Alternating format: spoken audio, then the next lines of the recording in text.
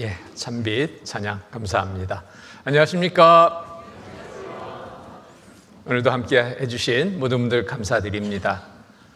귀한 분들이라 생각합니다. 정말 간절한 마음으로 기도하며 또 말씀을 전하게 됩니다. 한 주간의 시간이 여러분 모두에게 정말 이 세상에서 살아가는 동안 가장 귀중한 시간으로 남기를 바랍니다. 어떻게 그렇게 남을 수 있을까요? 말씀을 통해서 진리를 깨닫게 될 때 가장 귀중한 시간으로 남게 될 겁니다. 한 분도 한 주간의 시간이 헛되이 허비되지 않도록 정말 간절한 마음으로 또 기도합니다. 기도로 말씀 시작하겠습니다. 사랑과 은혜가 풍성하신 거룩하신 하나님 아버지 감사합니다. 한 주간 성경 강연에 시간을 허락해 주셔서 오늘 또 3일째 되는 날 말씀 앞에 나올 수 있도록 모두의 형편 살펴주시고 걸음이 이끌으신 주님 감사드립니다.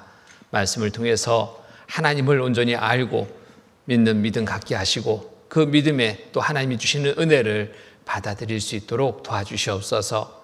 이 시간 또 말씀을 듣는 중에 조금도 다른 일들, 다른 생각들로 방해되지 않도록 주님께서 그 마음 살펴주시고 오직 하나님의 말씀만을 마음에 새길 수 있도록 도와주시옵소서. 이 시간 또 계획된 걸음이었으나 함께하지 못한 분들이 있다면 살펴주셔서 시작의 시간부터 함께 참여할 수 있도록 도와주시옵소서.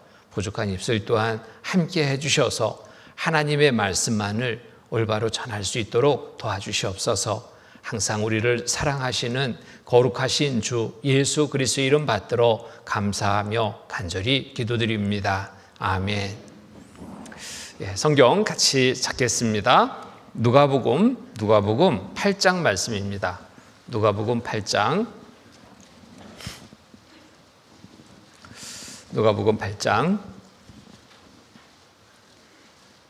18절 누가복음 8장 18절 말씀입니다. 신약 104페이지 누가복음 8장 18절 말씀. 찾으셨으면 함께 읽겠습니다. 그러므로 너희가 어떻게 듣는가 스스로 삼가라. 누구든지 있는 자는 받겠고 없는 자는 그 있는 줄로 아는 것까지 빼앗기리라 하시니라. 무엇을 듣는가 참 중요합니다. 무엇을 듣는가. 그런데 그보다 더 중요한 것이 있습니다. 어떻게 듣는가입니다. 아무리 좋은 것도 듣는 자세에 따라서 내가 얻을 수 있고 얻지 못할 수 있기 때문입니다. 듣는 자세는 그래서 중요합니다. 말씀을 여러분 듣고 계십니다. 하나님의 말씀입니다. 어떤 마음으로 듣고 계신지 한번 좀 살펴보시죠. 말씀 들어보라 하니까 그냥 마지못해 어쩔 수 없이 내가 참여했지. 나와는 관계없는 말씀처럼 생각하고 말씀을 듣고 있었다면 여러분의 마음에 남는 것은 별로 없을 겁니다. 그런데 정말 권해서가 아니라 말씀을 듣고 보니까 정말 하나님이 살아계시다. 성경이 사실이다.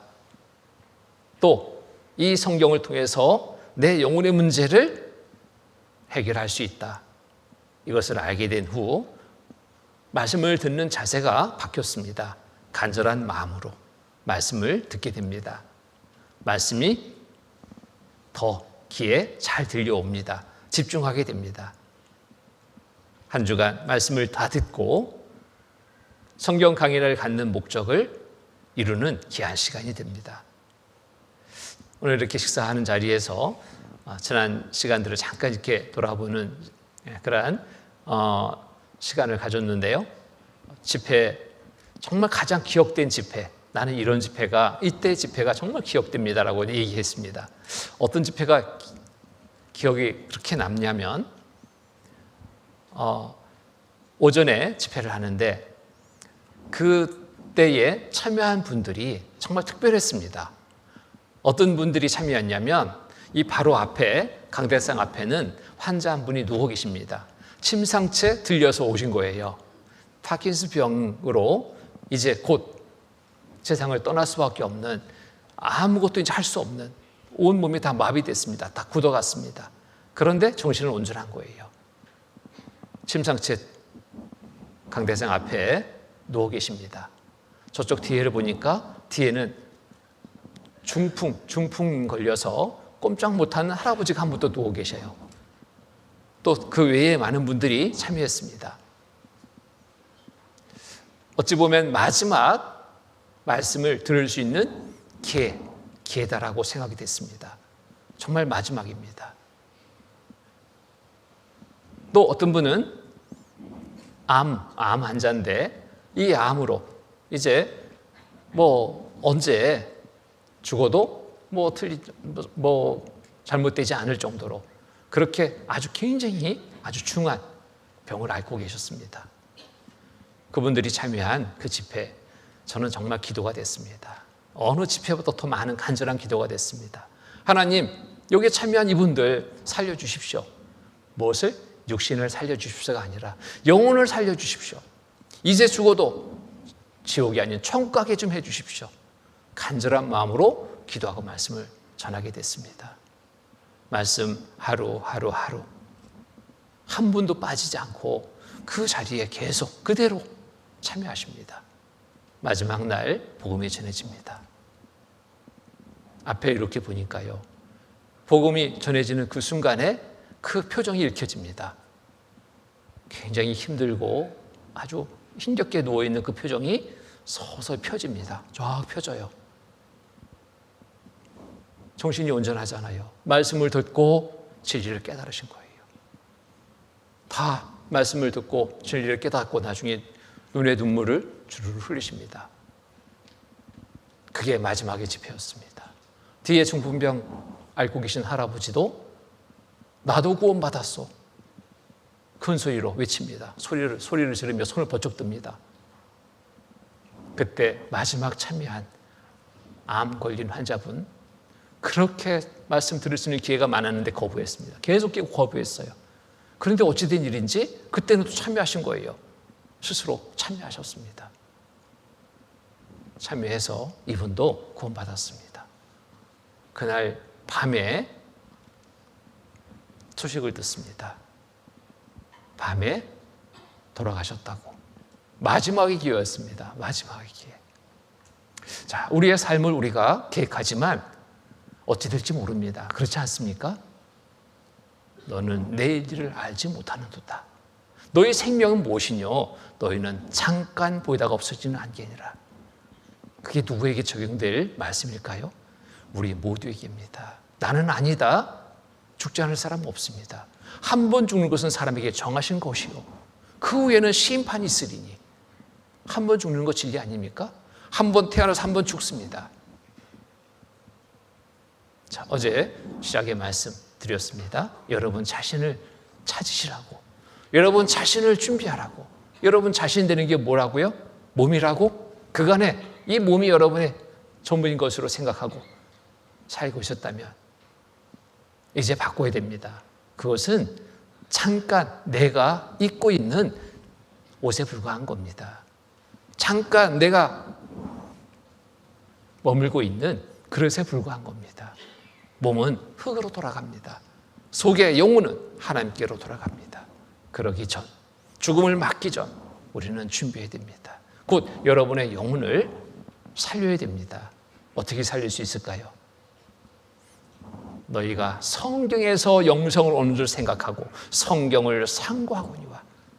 영원한 생명은 바로 성경을 통해서 얻을 수 있는 겁니다.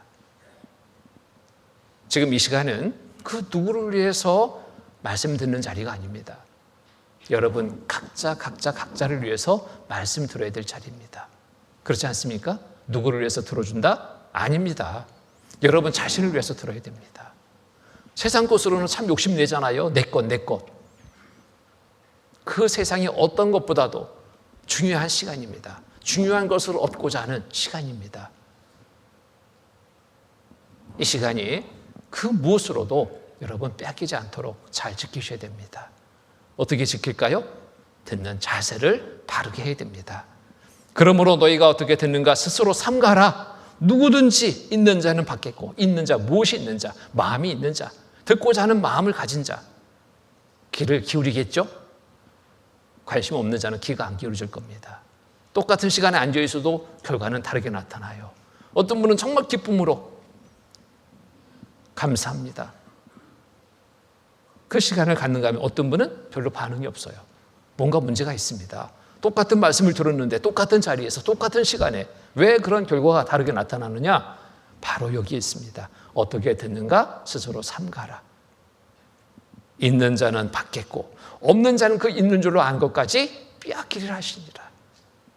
여러분 마음 자세를 다시 한번 살펴보십시오. 어떻게 듣는가? 자, 이렇게 들어야 됩니다. 이사야 55장 3절 말씀 보면은 너희는 귀를 기울이고 내게 나와 들으라. 그리하면 어떻게 된다고요? 같이 읽겠습니다. 너희 영혼이 살리라. 너희 영혼이 살리라.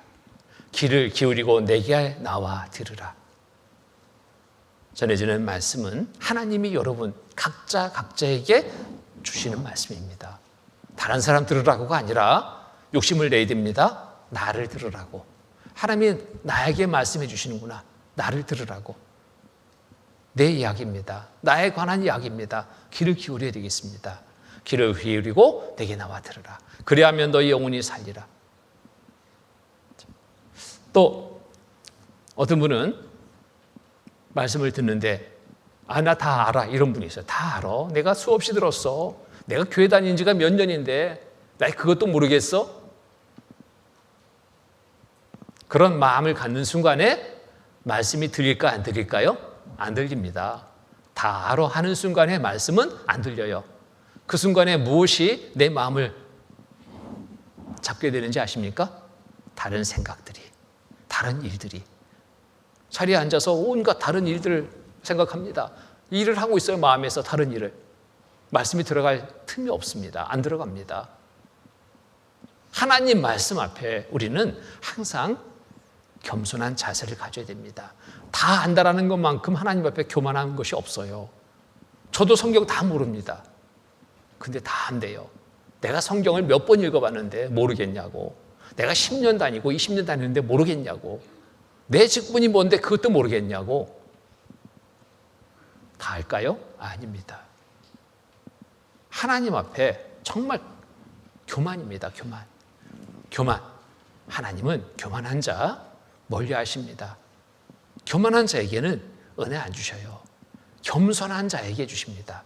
잠언 3장 34절 35절 말씀입니다. 진실로 그는 거만한 자를 비웃으시며 겸손한 자에게 은혜를 베푸시나니. 거만한 자, 내가 다 한다라고 하는 그런 마음을 갖고 이 자리에 있다면 하나님은 거만하게 보십니다. 교만하게 보십니다. 비웃으셔요. 네가 다 한다고? 뭘 다 알아? 하나님은 다 보시잖아요. 내 생각, 내 삶의 전부를 다 보시잖아요. 네가 어떻게 다 알아? 자, 비웃으십니다. 겸손한 자에게 은혜를 베푸시나니. 오히려 겸손한 자에게 하나님의 은혜가 주어집니다. 여러분, 말씀을 듣는 자세입니다. 간절한 마음으로, 귀를 기울여서 겸손한 마음으로 말씀을 들으시기 바랍니다. 다른 일들이 이 시간을 빼앗지 않도록 여러분 잘 지키셔야 됩니다. 귀한 시간입니다.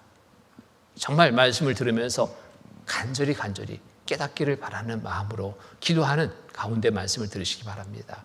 시편 119편 18절 내 눈을 열어서 주의 법에 귀한 것을 보게 하소서. 하나님 도와주세요. 내 눈을 열어서 주의 법에 하나님의 말씀을 깨닫게 좀 해주세요. 보게 해주세요. 말씀을 통해서 하나님을 보게 해주세요. 알게 해주세요. 믿게 해주세요. 간절한 마음을 갖고 기도하는 가운데 말씀을 듣는다면 정말 하나님의 은혜가 그런 모든 분들에게 주어지게 됩니다. 이 은혜는 무슨 은혜? 영생의 은혜입니다. 영원한 천국에 들어갈 삶을 얻게 되는 은혜입니다. 이거보다 더 큰 것은 없습니다. 자, 이런 마음 자세로 오늘 말씀을 듣게 되는데요. 오늘은 정말 중요한 말씀 전하려고 합니다. 중요한 말씀, 중요하지 않은 말씀 하나도 없어요. 그런데 하나님을 알 수 있는 가장 좋은, 가까이에서 볼 수 있는 가장 좋은 시간입니다. 어떻게? 여러 면을 통해서 하나님을 우리가 만나게 되죠. 말씀을 통해서 양심으로 하나님 없다 부인할 수 없습니다. 우주 만물을 통해서 하나님의 솜씨를 보면서 하나님이 어떤 분인지를 우리가 알게 됐습니다. 그냥 우연히 저절로 있는 것처럼 생각했는데 우연히 저절로가 아니라 만드신 분이 있다. 누가 만들었어? 하나님이 이렇게 만들었다 하는 말씀대로 모든 것이 만들어진 것을 보니까 하나님이 만든 것이 분명히 있습니다. 틀림이 없죠? 증거를 보니까. 하나님은 무조건 믿으라고 우리에게 권하지 않으셔요. 덮어놓고 믿으라고 권하지 않으세요. 어떻게 믿으라고? 증거를 보고 믿어라. 성참을 보고 믿어라. 역사적인 사건들을 통해서 또 봤습니다.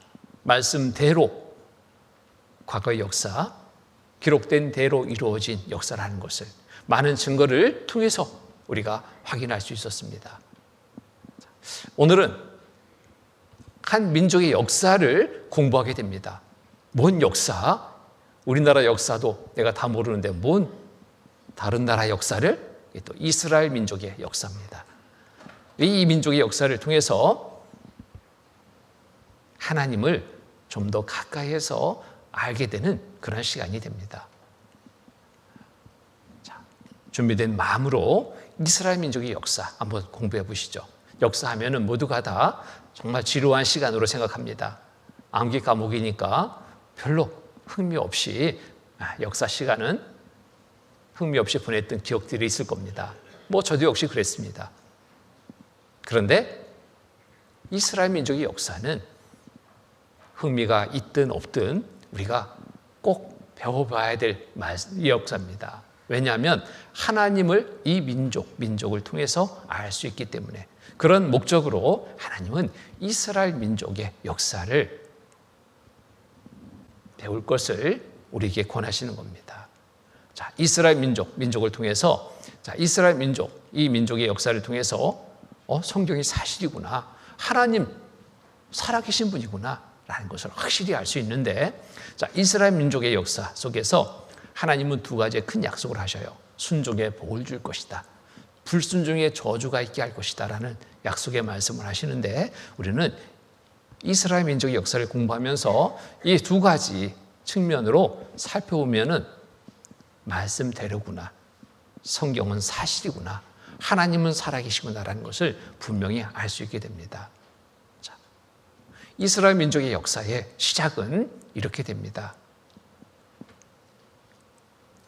하나님이 이스라엘 민족을 불러서 약속을, 세 가지 약속을 해주시는데 이렇게 해서 이스라엘 민족 역사가 시작이 됩니다. 창세기 12장 1절로 3절 말씀입니다. 여호와께서 아브라함에게 이르시되 너는 너의 본토 친척 아비 집을 떠나 내가 내게 지시할 땅으로 가라. 내가 너로 큰 민족을 이루고 내가 복을 주어 내 이름을 창대케 하리니 너는 복의 근원이 될지라. 너를 축복하는 자에게는 내가 복을 내리고 너를 저주하는 자에게는 내가 저주하리니 땅의 모든 족속이 너를 인하여 복을 얻을 것이니라. 모든 족속, 땅의 모든 족속이 너를 인하여 복을 얻을 것이니라 하신지라.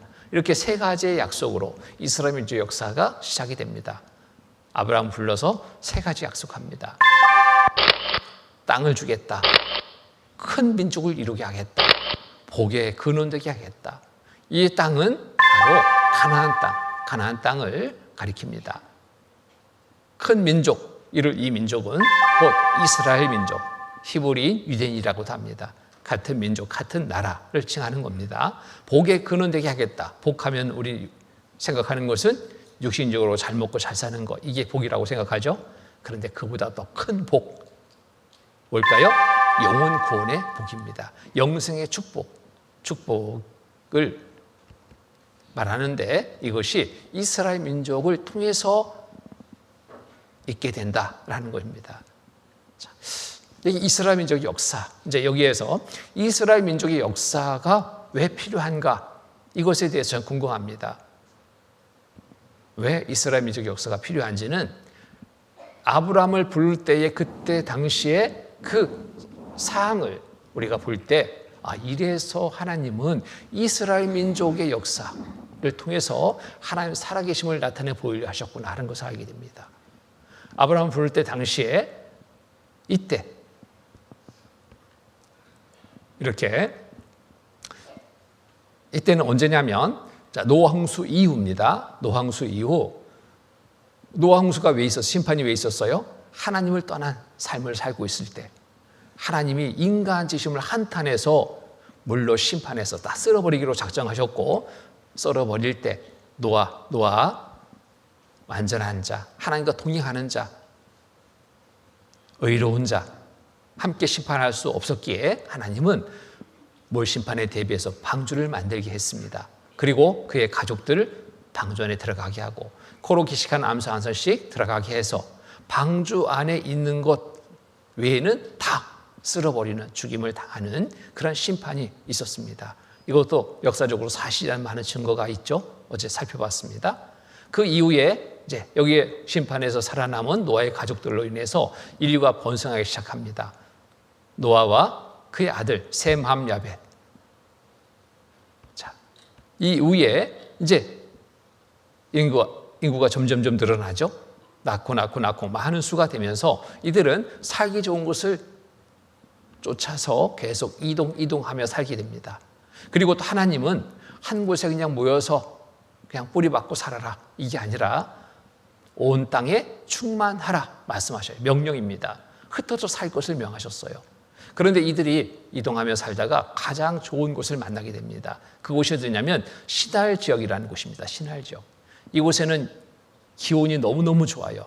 이때 당시 생활 수단은 농사짓고 가축을 기르고 해서 사는 생활 수단인데 거기에 가장 좋은 환경을 만나게 된 겁니다. 기온도 좋고 물도 잘 공급되고 1년 내내 따뜻하고 토질도 얼마나 기름진지 막 씨만 뿌리면 막 너무너무 작물이 잘 되고 자, 지금까지 이동에 살다 보니 봤는데 이거보다 더 좋은 곳은 없다. 우리가 어디 가겠느냐? 이곳에 그냥 같이 살자. 눌러 살자. 뭐 그것까지는 좋아요. 그런데 이들은 이제 하나님을 떠나기 시작합니다. 인본주의적 사상이 강해서 하나님을 떠나는 그러한 큰 죄를 범하게 됩니다. 심판 때 노아홍수 때도 뭐 때문에 심판받았어요? 하나님을 떠났기 때문에. 에덴 동산에서 뭐 때문에 쫓겨났어요? 하나님의 말씀에 거역되는 하나님을 떠난 삶을 살기 때문에. 근데 이때 신할 평지에서 이들은 하나님을 떠난 삶을 살고 있었던 겁니다. 오히려 인본주의적 사상이 강해서 자기 이름들을 내려고 높이 탑을 쌓고 있었던 거예요. 높이 탑을 쌓아서 대꼭대기를 하늘에 닿게 하자. 뭐 그것까지 좋아요. 그런데 거기에 하나님 이름을 내자. 참 좋았겠죠. 우리 이름을 내자. 하나님이 그들에게 없었어요. 온갖 우상을 섬기는, 하나님을 섬기지 않고 우상을 섬기는 그러한 상 속에서 이대로 방치해서는 안 되겠구나. 하나님은 하나님 살아계심을 나타내 보이시려고 한 방법을 하나님이 사용하시는 겁니다. 자, 이렇게 해서 이들이 다 쌓고 있던 탑을 하나님은 그대로 묵인하지 않았습니다. 언어를 혼자 깨서 탑 쌓는 것을 중지시키고 이때로부터 이제 흩어져 살게 하는 역사로 하나님이 이끌어 가시는 거예요. 이대로 안 되겠구나. 그래서 하나님을 알게 하기 위해서 이스라엘 민족에게 함께 하신 하나님. 이렇게 해서 이스라엘 민족을 통해서 하나님 살아계심을 가까이에서 나타내 보이시려고 계획을 하시고 이 민족과 함께 하십니다. 이 바벨탑 쌓았던 이곳도 발견됐습니다. 역사적으로 사실이라는 증거입니다. 이런 탑을 이들은 쌓고 있었던 겁니다. 성경에 나와 있는 대로 그곳에 가보니까요. 여기에 그 환경이 이들이 왜 이곳에 머물러 이곳에서 떠나지 말자, 우리 이름을 내자 이렇게 외쳤을까? 그 사항들이 짐작이 된다. 연세대학원장이 이곳에 가서 상을 받습니다. 사람들의 관심을 끄는 또 하나의 이유는 그곳이 이스라엘 조상 아브라함의 고향 우르가 있는 곳이기 때문이다. 이곳에서 아브라함을 불러서 민족을 이루게 하고 이 민족을 통해서 하나님 살아계심을 나타내 보이시려는 계획을 가지고 이 민족의 역사 속에 함께 하시는 겁니다. 그래서 이곳에 가서 보니까 성경대로다. 성경대로. 신할 평지는 바둑판처럼 평평한 땅이 끝없이 펼쳐진 지형이다. 자동차로 달리는 동안 산은 고사하고 야타막한 언덕주사도 눈에 띄지 않는다. 성경의 신할 지역을 평지라고 부른 것은 대단히 정확한 표현이다. 가보니까 성경대로다. 성경의 신할 지역을 평지라고 했는데 5시간 차 타고 다니는데 산도 없어요. 언덕도 없어요. 그럼 뭐라고 불러야 돼요? 평지. 정확한 표현이다. 확인했습니다. 그리고 이들은 탑을 쌓는데 대부분 돌로, 우리나라 돌로 탑을 쌓잖아요. 흔한 재료가 돌이니까. 그리고 튼튼하니까. 그런데 이곳에는 돌이 없어요. 평지이기 때문에. 그런데 많은 것이 뭐예요? 진흙. 진흙이 많으니까 진흙으로 벽돌을 만들어서 구워서 탑을 쌓던 겁니다. 그래서 이렇게 신할 평지는 땅이 비옥하고 물이 잘 공급되며 기후는 1년 내내 따뜻하다. 구약 성경의 기록대로 고대인들의 발길이 왜 신할 평지에서 멈춰 그곳에 정착하였는지, 또 왜 그곳에서 고대 문명이 일어날 수 있었는지 그 이유를 알 수 있을 것 같다. 가보니까 이해가 된다. 그리고 산이 없고 건축에 필요한 석재 구하기 힘들어서 진흙 구워서 벽돌을 만들어서 이들은 탑을 쌓던 겁니다. 진흙 벽돌을 구워낸 사람들의 초기에 벽돌 사이에 진흙을 또 벽돌을 쌓아 올렸다. 그러나 사람들의 이제가 발달하면서 진흙 대신 역청을 사용하게 되었다. 역청은 일종의 아스팔트로서 진흙 벽돌과 벽돌 사이에 있는 접착제 역할을 했고, 여기 보면은 그 잔해가, 그 증거물이 지금도 남아있어요. 지금도. 오늘날 그곳에 남아있는 4,000년 전에 구워낸 진흙 벽돌과 벽돌 사이의 검은 역청들은 놀랄 만큼 정확한 구약 성경의 기록을 확증해주고 있다. 놀랄 만큼 정확한 구약 성경의 기록을 확증해주고 있다. 이 증거가 여기도 있습니다. 그대로 남아있어요. 진흙벽돌 구워서 탑을 쌓다 했는데 진흙벽돌이 그대로 남아있고, 또 벽돌 사이에 무엇을 넣었다고요? 역청을 발라서 벽돌을 쌓아 올렸는데 그대로 역청도 남아있습니다. 이 검은 것이 역청이에요. 역청. 성경은 사실이다. 언어가 여기서부터 나뉘어졌습니다. 언어를 혼잡게 해서 탑 쌓는 것을 중지시켰습니다. 말이 통해야지 일이 되죠. 말이 안 통하니까 일을 못하는 거예요. 답답한 마음이 들어보니까 언어가 다 달라. 그런데 여기저기 또 들리는 소리가, 귀에 익은 소리가 들려요. 말이 같은 사람이 개중에 있었던 겁니다. 그 사람들 만나면 반갑잖아요. 그러니까 자연스럽게 모여서 이들은 흩어져 살게 되는 새로운 역사를 맞게 됐는데, 자, 언어학자들이 언어의 뿌리를 찾아가 보니까 정확하게 바벨탑 쌓았던 이곳으로 딱 모아지는 겁니다. 역사적으로 사실이다. 우리말과 영어의 뿌리는 같다. 인류가 어디서부터 확산되는, 확산 시작점이 되는가, 인류학자들이 쭉 거슬려 조사해 보니까요, 바벨탑 쌓았던 이곳으로 딱 모아지는 거예요. 성경은 사실이다. 부인할 수 없습니다. 사실이었습니다. 이런 환경 속에서 하나님 앞에 도전하는 행위를 하고 있던 이들, 하나님은 언어를 혼잡게 해서 흩어버렸습니다.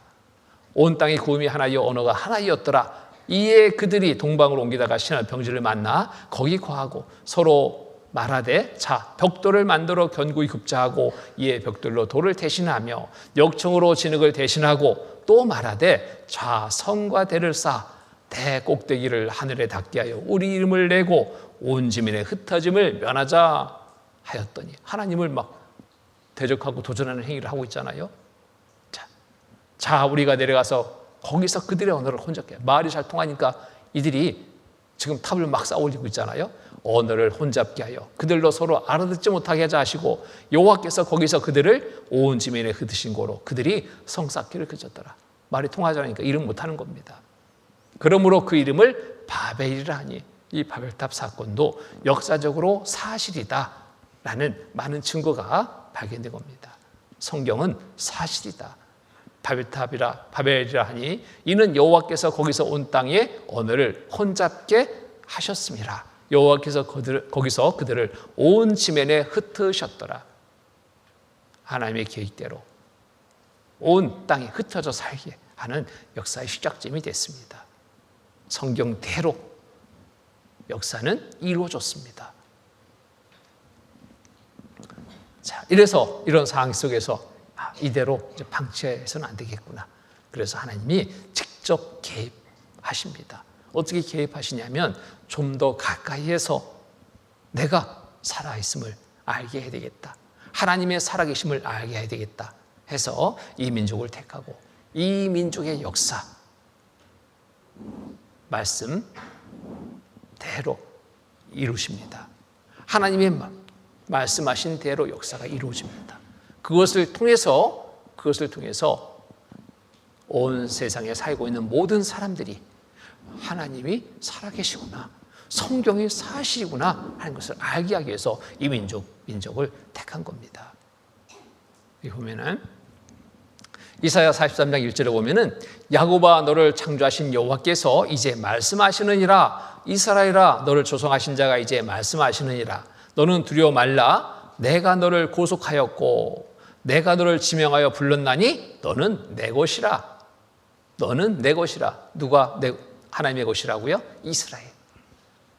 이 민족을 불러서 너는 내 것이라.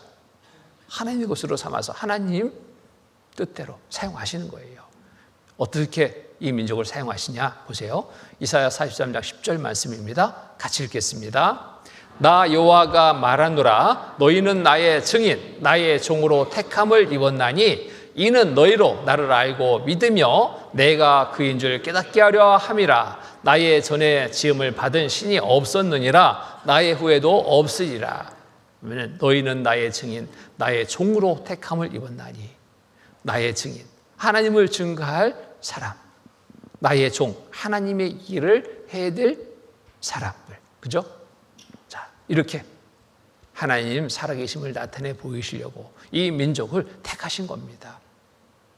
그리고 이 민족을 통해서 하나님의 일을 하게 하셔요. 이는 너희로, 이렇게 하시는 이유는 이는 너희로 나를 알고 믿으며 이스라엘로 나를 알고 하나님을 알고 믿으며 내가 그인 줄 깨닫게 하려 함이라. 다른 이유 없습니다. 하나님 알게 하기 위해서 이스라엘 민족을 택하시고 이 민족의 역사를 하나님이 계획하시고 주관하시고 이루시는 겁니다. 그래서 우리는 여기에 무엇을 봐야 돼요? 말씀대로 이루어진 역사. 그것을 보면서 말씀대로 이루어진 역사를 본다면 성경은 사실이죠. 하나님은 살아계신 분이죠. 하나님이 어떤 분인지를 이 민족의 역사 속에서 우리는 분명하게 알고 믿을 수 있게 되는 겁니다. 그래서 이스라엘 민족을 선택한 이유 다시 한번 정리해 보면 이런 이유로 선택한 겁니다. 가장 첫 번째 이유는 하나님 살아계심을 증거하기 위해서 이 민족을 선택했습니다. 어떻게 증거를 보여주시냐? 샘플 민족으로 이 민족을 택하셨어요. 두 가지 큰 약속을 합니다. 순종의 복을 주겠다. 또 하나의 약속은 불순종하면 저주가 있게 될 것이다. 약속했습니다. 우리는 이스라엘 민족을 공부하면서 이 두 가지의 주제를 잘 살펴보면 됩니다. 이대로 되는가 안 되는가, 순종의 복을 주는가 안 주는가, 불순종의 저주가 있는가 없는가 살펴보면 돼요. 순종의 복을 준다면 성경 사실이죠. 불순종의 저주가 있다면 성경 사실이죠. 이런 측면으로 살펴보면 됩니다. 이렇게 약속하신 거예요. 신명기 18장 2절 6절 말씀 보면은 내가 내 하나님 여호와의 말씀을 순종하면 이 모든 복이 내게 임하며 내게 미치리니 성읍에서도 복을 받고 들에서도 복을 받을 것이며 내 몸의 소생과 내 토지의 소산과 내 짐승의 새끼와 우양의 새끼가 복을 받을 것이며 내 광주려와 떡반죽 그릇이 복을 받을 것이며 네가 들어와도 복을 받고 나가도 복을 받을 것이니라. 좋죠? 복. 온갖 복이잖아요. 발에 걸리는 게 복이네. 나가도 복, 들어가도 복. 얼마나 좋겠어요? 그런데 복 받으려면 무엇을 해야 돼요? 말씀에 순종하면입니다. 여기에 주의해서 보셔야 돼요.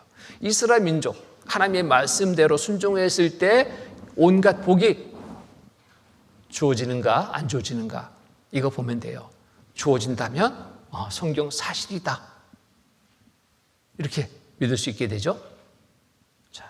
또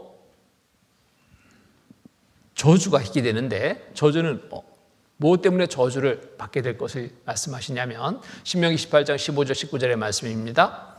자, 내가 만일 내 하나님 여호와의 말씀을 순종하지 아니하여 말씀에 불순종하면 어떤 일이 있게 될 것을 말씀하시냐면, 내가 오늘날 내게 명하는 그 모든 명령과 규례를 지켜 행하지 아니하면 이 모든 저주가 네게 임하고 네게 미칠 것이니 네가 성읍에서도 저주를 받으며 들에서도 저주를 받을 것이요, 또 내 광주리와 떡반죽 그릇이 저주를 받을 것이요, 내 몸의 소생과 내 토지의 소산과 우양의 새끼가 저주를 받을 것이며 네가 들어와도 저주를 받고 나가도 저주를 받으리라. 자, 우리 민족을 택했다면 큰일 날 뻔했다. 그런데 뭐 온갖 저주가 아무 때나 내려지는 게 아니에요. 저주를 받게 되는 때는 언제? 말씀에 순종하지 아니하면 이런 온갖 저주가 있게 될 것이다 말씀하시는 거예요. 약속하시는 거예요. 자, 우리는 이 두 가지의 측면을 가지고 이스라엘 역사를 살펴보면 됩니다. 과연 순종의 복, 불순종의 저주가 있는가? 또 이스라엘 민족, 이 민족을 택했습니다. 증인으로, 그리고 종으로. 종은 뭐예요? 주인이 시키는 거 해야 되는 게 종입니다. 자, 이스라엘 민족에게 중요한 것을 맡기는데 뭘 맡기냐면 하나님의 말씀을 맡아 기록하게 합니다. 그래서 말씀에 보면은 로마서 3장 1절 2절 말씀 보면은 그런즉 유대인의 남이 무엇이며 할례의 유익이 무엇이뇨? 범사에 많으니 첫째는 저희가 하나님의 말씀을 맡았습니다. 그래서 성경 기록한 40여 명의 그 기자들 다 유대인들이 이스라엘 민족들이에요. 하나님의 말씀하신 것을 그대 바로 기록했습니다. 첫째는 저희가 하나님의 말씀을 맡았습니다. 말씀을 맡아서 기록하게 했습니다. 그 역할을 이스라엘 민족에게 맡긴 거예요. 큰 역할이죠.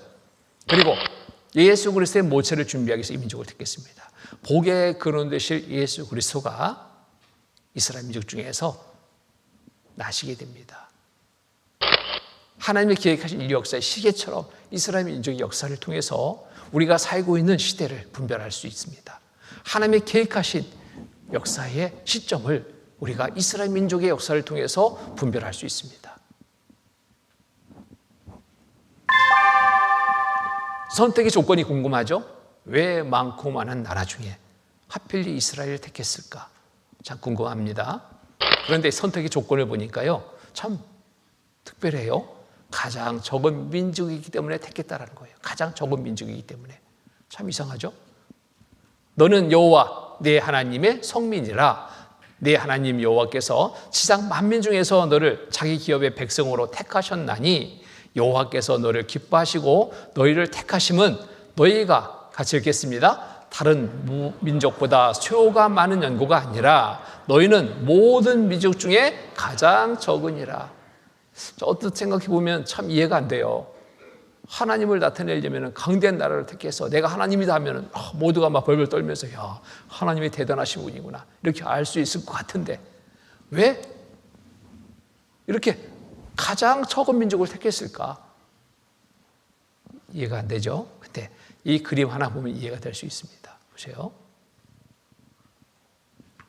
자, 이 경기를 보러 입장료내고 들어갔다면 이 모습을 보는 순간에 사람들은 웅성웅성 할 겁니다. 여기저기 막 소리 지를 거예요. 왜? 대단하다. 그럴 게 아니라 이 시시한 경기 보려고 우리가 돈 입장료 내고 온 줄 아냐? 입장료 반환해라. 왜? 너무나 뻔한 결과가 예측되기 때문에 그러잖아요. 너무나 뻔해. 이 거인, 이 꼬마 어떻게 될까요? 누가 이길까요? 객관적으로 보면은 이거는 게임이 안 되는 거예요. 이 거인이 배에 힘만 좀 줘도 이 꼬마는 푹 넘어질 것 같잖아요. 그런데 어찌된 일인지 장래 아나운서가 진정시킵니다. 여러분 잠깐만요. 경기 보고 얘기합시다. 시작합니다. 땡 들어서 던져버렸어요. 이렇게. 이러면은 입장료 반환해라 얘기 나오겠어요? 안 나오겠어요? 다 입이 벌어져가지고 입이 다물지 못할 거예요. 순간 아주 정적이 감돌 거예요. 왜? 놀래가지고. 이런 경기를 본다면 이게 입장료가 문제가 아닙니다. 이 뭔 일이냐 이게. 정신 차려보니까 이 꼬마 힘이 대단한 거예요. 이 거인을 던져버리네. 그 다음부터 거인한테 관심이 있을까요? 꼬마한테 관심이 있을까요? 당연히 꼬마한테 온갖 조사를 다 하겠죠. 아버지는 누구냐? 어디서 살았냐? 뭐 먹고 자랐냐? 힘이 어디서 나는 거냐 도대체? 알고 보니까요, 이 힘의 근원지를 알게 됐어요. 하나님이 나와 함께 하십니다. 하나님이 누구냐? 관심을 갖게 됩니다. 하나님이 어떤 분이냐? 관심을 갖게 됩니다. 자, 세상에서 가장 적은 민족을 택한 이유입니다. 하나님을 알게 하기에 가장 좋은 방법인 겁니다. 또 하나님을 알리기 위해서 이 민족이 위치한 곳을 보니까요, 세계 중앙이에요. 중앙. 세계 중앙. 이스라엘은 세계 중앙입니다. 보면은 세계 지도를 펴놓으면 지중해 바다, 여기 지중해 바다가 있는데 세계 중앙이 중심에 있는 바다죠. 여기에 세계 중앙은 바로 이스라엘이에요. 이스라엘. 전 세계 모든 사람들이 보기에 가장 좋죠. 가운데 있으니까. 어느 한 귀퉁이에 있다면 보이지 않을 수 있는데 정중앙에 있으니까.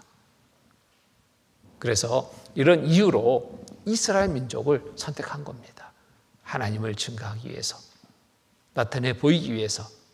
이렇게 해서 이스라엘 민족 역사 속에서 하나님은 먼저 말씀하시고 말씀대로 이루십니다. 그것을 우리는 보고 성경대로 역사가 이루어졌네.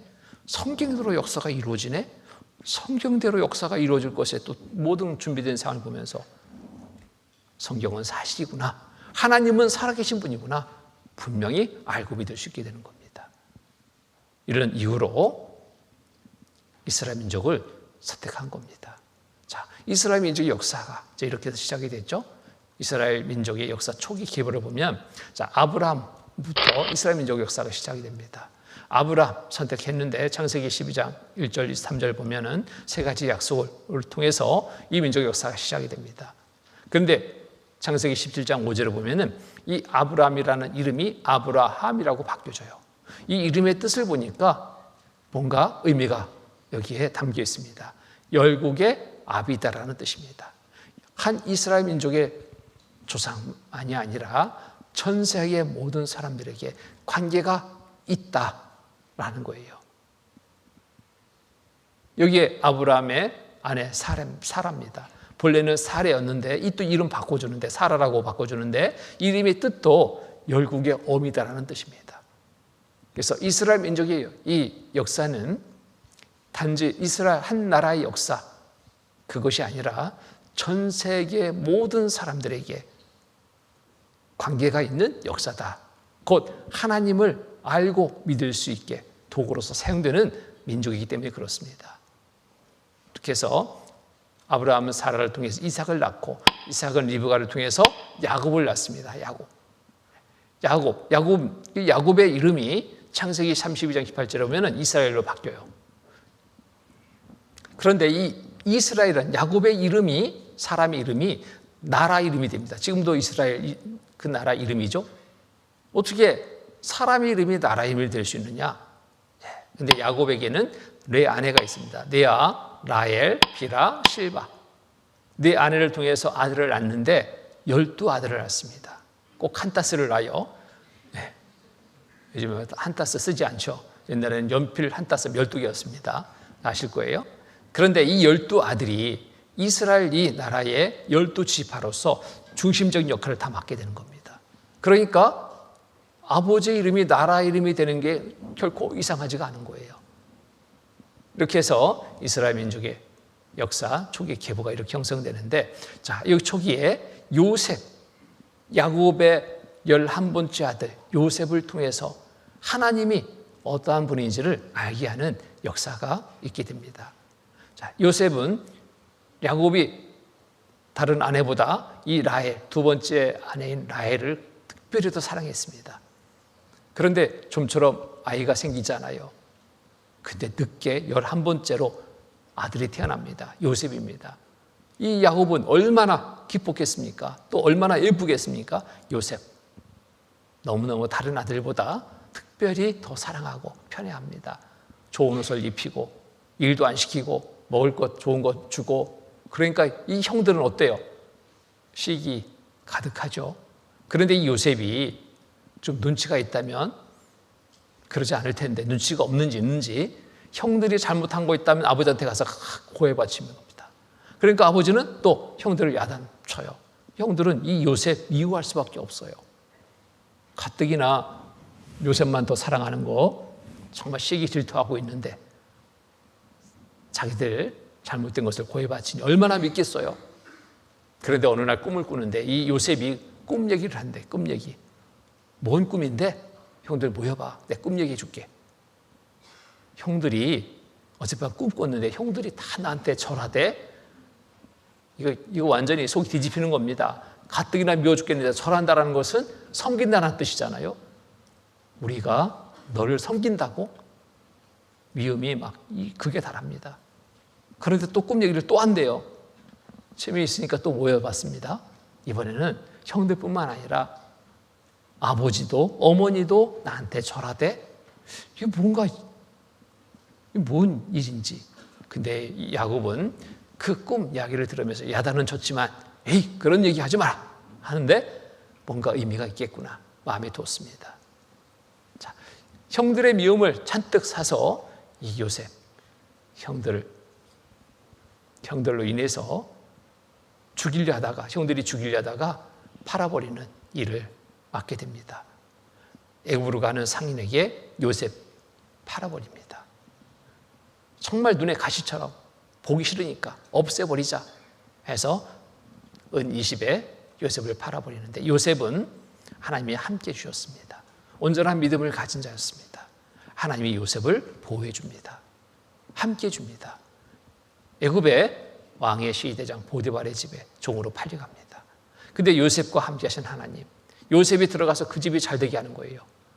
그러니 주인의 인정을 받죠. 주인한테 신임을 받는 겁니다. 네가 우리 집 다 관리해라. 맡아서 다 관리해라. 총무 역할을 맡기는 거예요. 잘 나가는가 싶었습니다. 성실하게 일해서 정말 주인의 총애를 받고 잘 나가는가 싶었는데 주인의 그 아내로 인해서 누명을 쓰고 감옥에 갇히는 일이 있게 됩니다. 정말 억울합니다. 하나님은 또 요셉과 함께 하셨습니다. 감옥에서도, 그 감옥은 왕의 신하들이 갇히는 감옥이었어요. 그 감옥에서도 하나님은 사물을 맡아 그 죄수들을 관리하는 일을 맡게 합니다. 오늘날 쭉 돌아보니까 감옥에 갇혀있는 술 맡은 관원장, 전직, 떡 맡은 관원장, 그들의 표정이 안 좋아요. 무슨 일이뇨? 꿈을 꿨는데 이 꿈이 무슨 꿈인지 모르겠다고 마음이 막 뒤숭숭해요. 뭔 내용이 있을 텐데 이게 무슨 꿈인지 모르겠다. 요셉이 하나님이 주시는 지혜로 그 꿈을 해석해 줍니다. 술 맡은 관원장, 당신은 사울 위에 왕 앞에 복직에 설 것입니다. 떡 맡은 관원장, 당신은 사울 위에 목 잘려 죽을 겁니다. 꿈 해석대로 이루어집니다. 이번에는 애굽의 왕이 꿈을 꾸는데 이 왕이 꿈을 해석하려고 온갖 꿈을 해석할 만한 사람 다 불렀어요. 근데 아무도 못해. 얼마나 답답하겠어요. 그때 술 맡은 관원장, 요셉의 꿈대로 왕 앞에 복직한 그 관원장이 요셉을 기억해냅니다. 히브리 청년 요셉, 감옥에 갇혀있는 요셉, 그가 꿈을 잘 해석합니다. 당장 불러와라. 불렀습니다. 불러서 꿈을 해석해 하는데 하나님이 주신 지혜로 꿈을 해석해야 합니다. 이 나라에 장차 있을 일입니다. 7년 태풍년, 그 끝에 7년 태흉년이 있게 될 겁니다. 왕이요 지혜로운 자를 택해서 그 7년 흉년을 대비케 하소서. 왕이 보니까요 지혜로운 자가 누가 있어요? 바로 앞에 있잖아. 다른 사람 누구도 꿈 해석도 못하는데 이 요셉은 하나님이 주신 지혜로 꿈을 해석해내잖아요. 너야말로 그 적임자다. 당장 그 자리에서 왕의 권한을 대신 행사할 수 있는 인장 반지 빼서 요셉에게 끼워줍니다. 네가 다 해라. 그래서 애굽의 총리로 역할을 맡게 됩니다. 꿈 해석대로 7년 대풍년이 있게 됩니다. 하나님이 미리 알게 해주셨잖아요. 7년 중년이 곧 있을 것이다. 대비해라. 주신 지혜로 여기저기 창고를 더 크게 짓고 그곳에 곡식들을 막 모아드립니다. 7년 풍년이 지나고 흉년이 시작됐습니다. 한 해, 두 해 가면서 식량은 금방 바닥났습니다. 식량이 있는 곳은 어디예요? 요셉한테 가야지 식량을 구할 수 있어요. 무엇을 들고? 돈 가지고. 돈 떨어졌습니다. 무엇을 들고? 땅 문서, 집 문서, 가축들 끌고 갑니다. 다 떨어졌어요. 7년간의 흉년이니 다 금방 바닥나죠. 아예 이제 더 가지고 가서 식량과 바꿀 수 있는 게 없으니까 아예 우리를 노예로 삼으소서. 그때 당시에 애굽의 왕실은 최대 부귀영화를 누리게 됩니다. 누구로 인해서? 요셉으로 인해서. 하나님이 함께 하시는 요셉으로 인해서 그 애굽의 왕실이 최대 부귀영화를 누려요. 요셉의 가족들이 있는 가나안 땅에도 동일하게 흉년이 들었습니다. 식량이 필요해요. 식량이 어디 있는가 보니까 애굽에 있는 거예요. 돈을 가지고 형들이 살아왔습니다. 누구를 만나요? 총리로 있는 자기들이 팔아버린 요셉을 만납니다. 큰일 났죠? 우리 이제 죽었다. 그런데 하나님은 형들을 안심시킵니다. 형들 안심하소서. 이런 일이 있을 줄 아시고 하나님이 앞서 나를 보내 예비케 했나이다. 그러니 걱정하지 말고 이곳에 와서 함께 삽시다. 그 누구도 요셉의 그 말을 거역할 수 없어요. 최대 1등 공신이잖아요. 왕도 오케이. 그래서 요셉 가족들이 애굽에 이주해 살게 되는데, 자,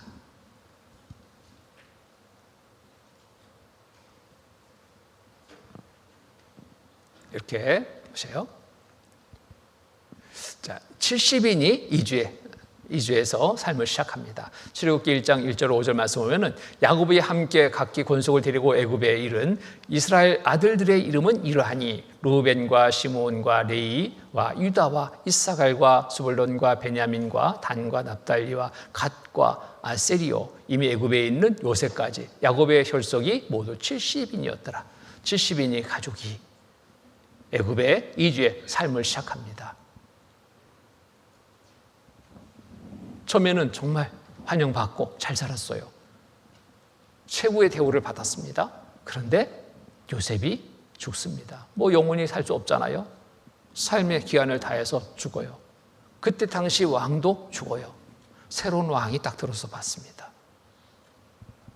이방 민족이 우리나라에 들어와서 살고 있는데 아주 점점점 강성한 민족을 이루고 있거든요. 위기가 느껴질 거예요. 위기가. 저들이 적과 대통해서 우리를 치려면 우리 꼼짝없이 상한다. 그러니 그러기 전에 우리가 저 싹을 잘라버리자. 저 힘을 약화시키자. 그래서 온갖 힘든 일을 다 맡깁니다. 그런데도 점점 인구는 늘어나고 더 강성한 민족이 되는 거예요. 그러니 이 방법이 뭘까 찾다 보니까 그래, 아들을 낳으면 다 죽여버리라.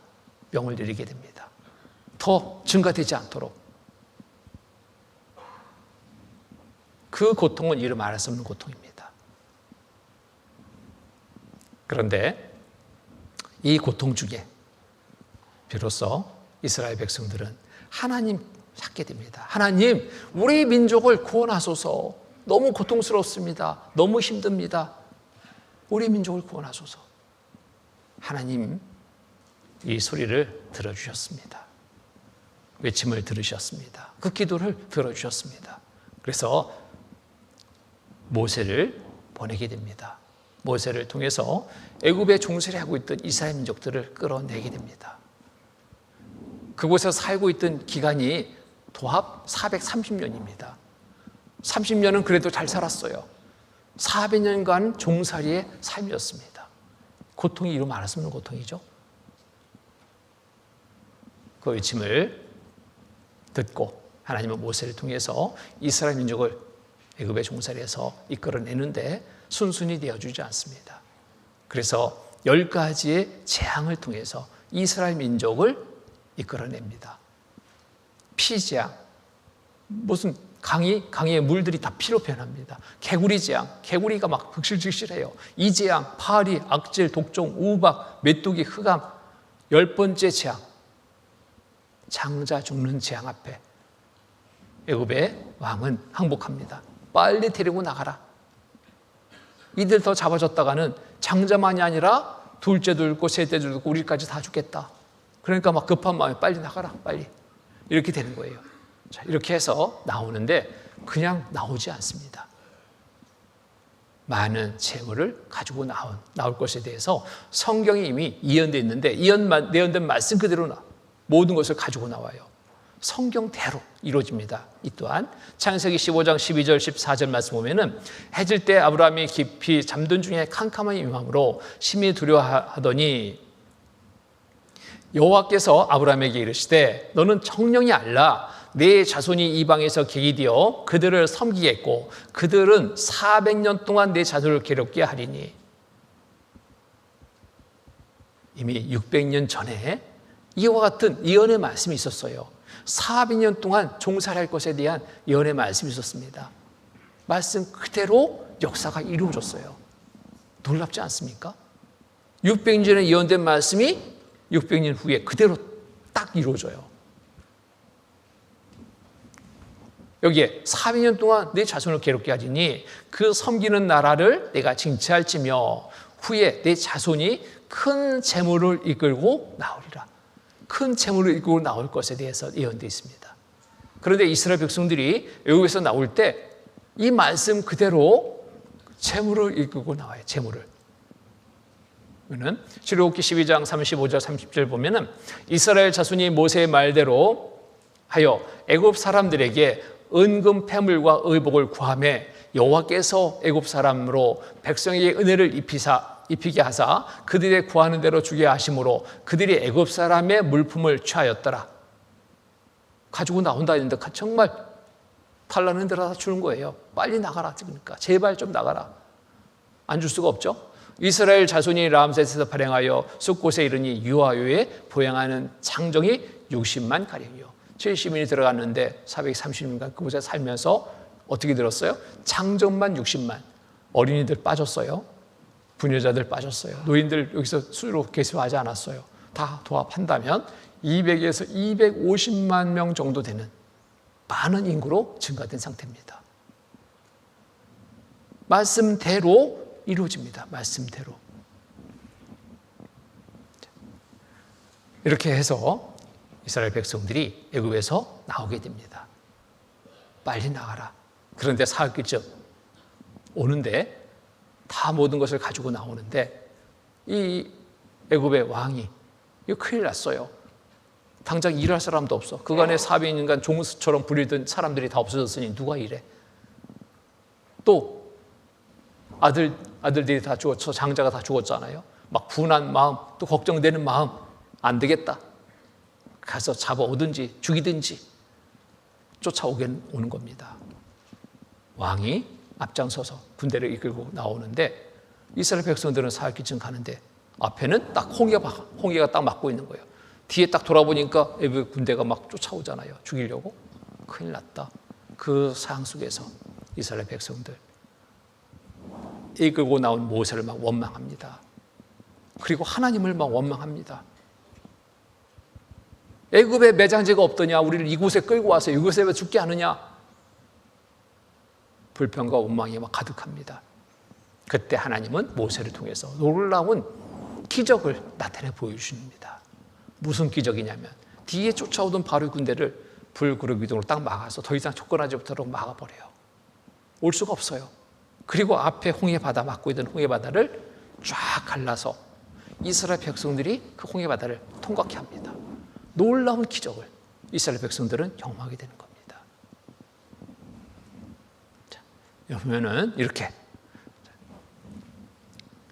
모세가 바다 위로 손을 내민데 여호와께서 큰 동풍으로 밤새도록 바닷물을 물러가게 하시니 물이 갈라져 바다가 마른 땅이 된지라. 이스라엘 자손이 바다 가운데 익조로 행하고 물은 그들의 좌우에 벽이 되니 애굽 사람들과 바로의 말들 병거들과 기병들이 그 마병들이 다 뒤를 쫓아 바다 가운데 들어오는지라.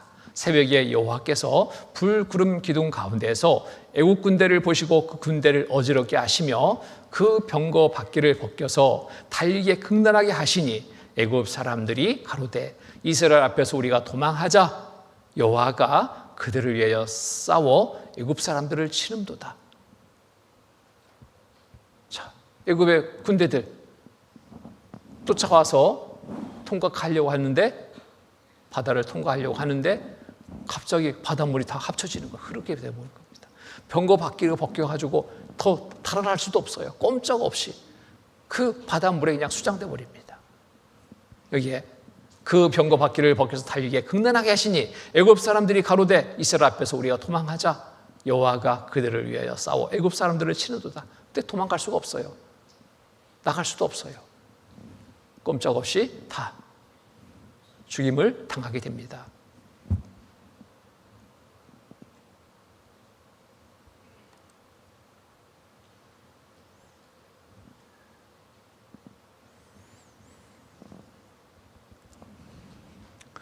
그래서 이들이 이제 죽임을 당하는데, 홍해를 이제 건넜습니다.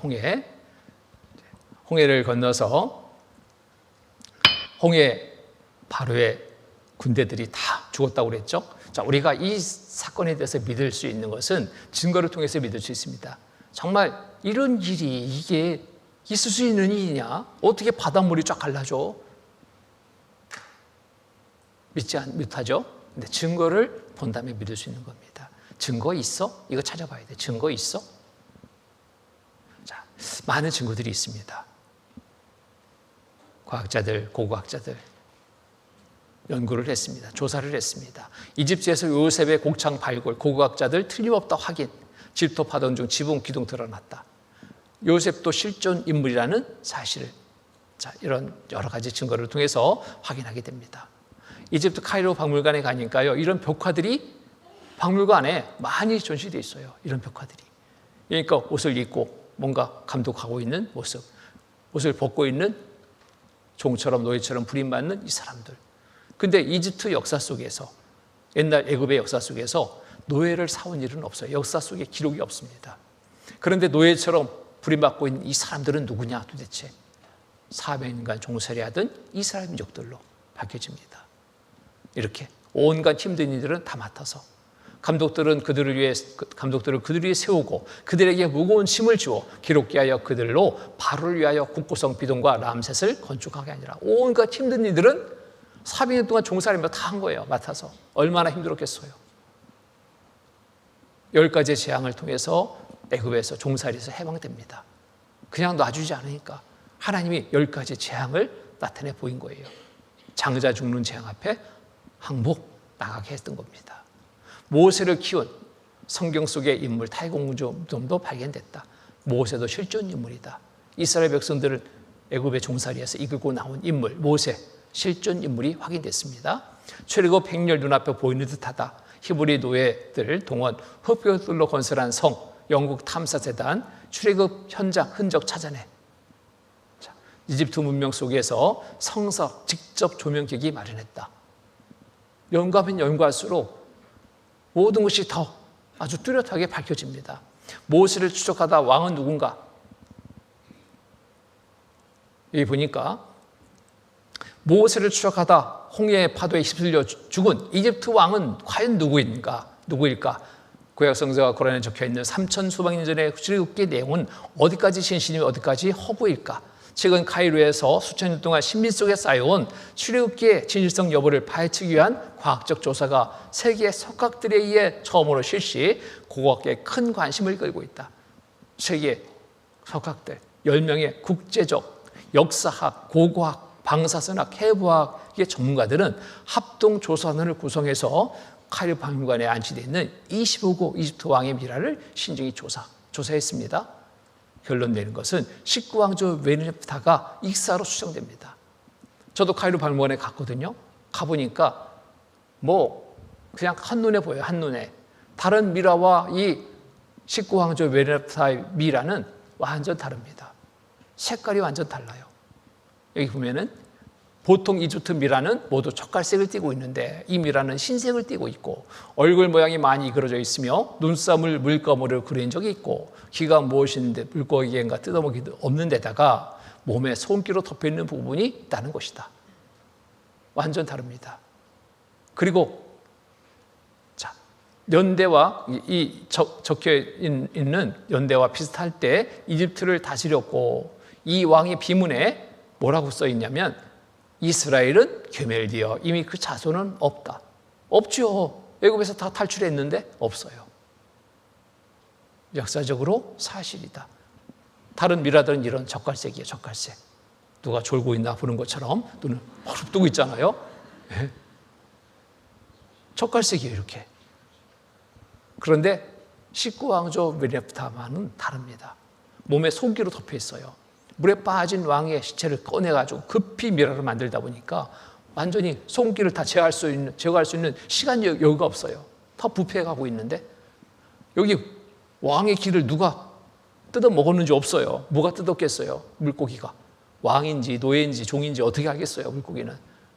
뜯어 먹었습니다. 이 눈썹도 없어요. 다 물감으로 그렸어. 머리카락도 없어요.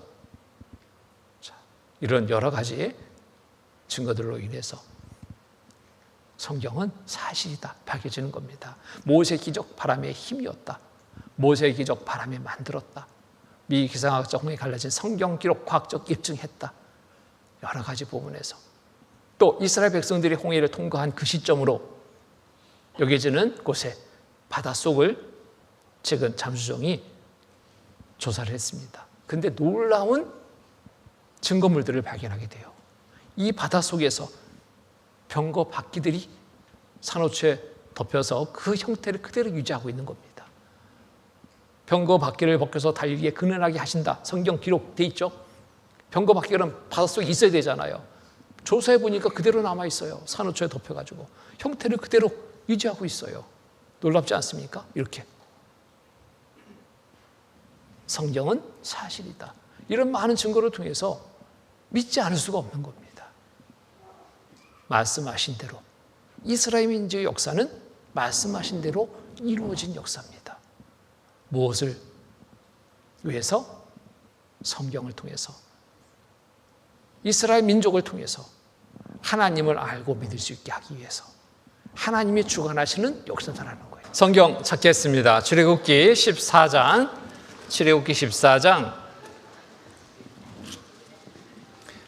28절로 31절까지의 말씀입니다. 28절로 31절까지 제가 읽겠습니다. 물이 다시 흘러 병거들과 기병들을 덮되 그들의 뒤를 쫓아 바다에 들어간 바로의 군대를 다 덮고 하나도 남기지 아니하였더라. 그러나 이스라엘 자손은 바다 가운데 육지로 행하였고 물이 좌우에 벽이 되었더라. 그 날에 여호와께서 이같이 이스라엘을 애굽 사람의 손에서 구원하심에 이스라엘이 바닷가에 애굽 사람의 시체를 보았더라. 31절 함께 읽겠습니다. 이스라엘이 여호와께서 애굽 사람들에게 베푸신 큰 일을 보았으므로 백성이 여호와를 경외하며 여호와와 그 종 모세를 믿었더라. 놀라운 기적을 경험했습니다. 하나님 없다 말할 수 있을까요? 다들 놀랐겠죠. 하나님 살아계시다. 정말 살아계시다. 믿을 수밖에 없는 상황을 맞은 겁니다. 그래서 이스라엘이 여호와께서 애굽 사람들에게 베푸신 큰 일을 보았으므로, 큰 일 뭐예요? 홍해를 갈라서 이스라엘 민족들을 통과하고 쫓아오던 바로의 군대를 다 수장시켜버린 이 일을 보았습니다. 백성이 여호와를 경외하며 여호와 그 종 모세를 믿었더라. 좀 전까지 불평불만하던 원망하던 이들의 소리는 싹 들어가고 하나님 살아계시다. 믿을 수밖에 없죠. 자, 이렇게 해서 이스라엘 백성들이 이제 애굽을 탈출하고 가나안 땅, 약속의 땅에 들어가는 여정을 시작하게 됩니다. 가나안 땅 입성하기 전 40년간의 광야 생활을 또 거치게 됩니다. 그 잠깐의 사이에도 또 믿었더라가 아니라 또 불평, 불만을 합니다. 원망합니다. 그러니 하나님은 원망하고 불평하는 사람들을 다 광야 40년의 생활 속에서 다 죽게 하고 온전한 믿음을 가진 자로 약속의 땅 가나안 땅에 들어가게 허락하십니다. 근데 가나안 땅에 들어가려고 하는데 이미 그 가나안 땅, 하나님이 주신 약속의 땅인 가나안 땅에는 비어있는 땅이 아니었습니다. 7 족속들이 그 땅을 차지해서 살고 있었던 겁니다. 그 땅을 차지하려면 전쟁을 해야 돼요. 전쟁을 해서 그들을 내쫓아야 됩니다. 그 가나안 땅의 첫 성의 전투가 시작이 됩니다. 그 성의 전투는 바로 여리고성이었어요. 여리고성 전투. 가나안 땅에서 가장 견고한 성으로 일컬어지는 이 성의 전투에 임하게 되는데, 하나님은 이 성의 전투에 임하기 전 이와 같이 여호수아가 이스라엘 민족을 이끌고 이 가나안 땅에 들어가는 이 전투를 치르게 되는데, 여호수아에게 이렇게 말씀하시는 겁니다.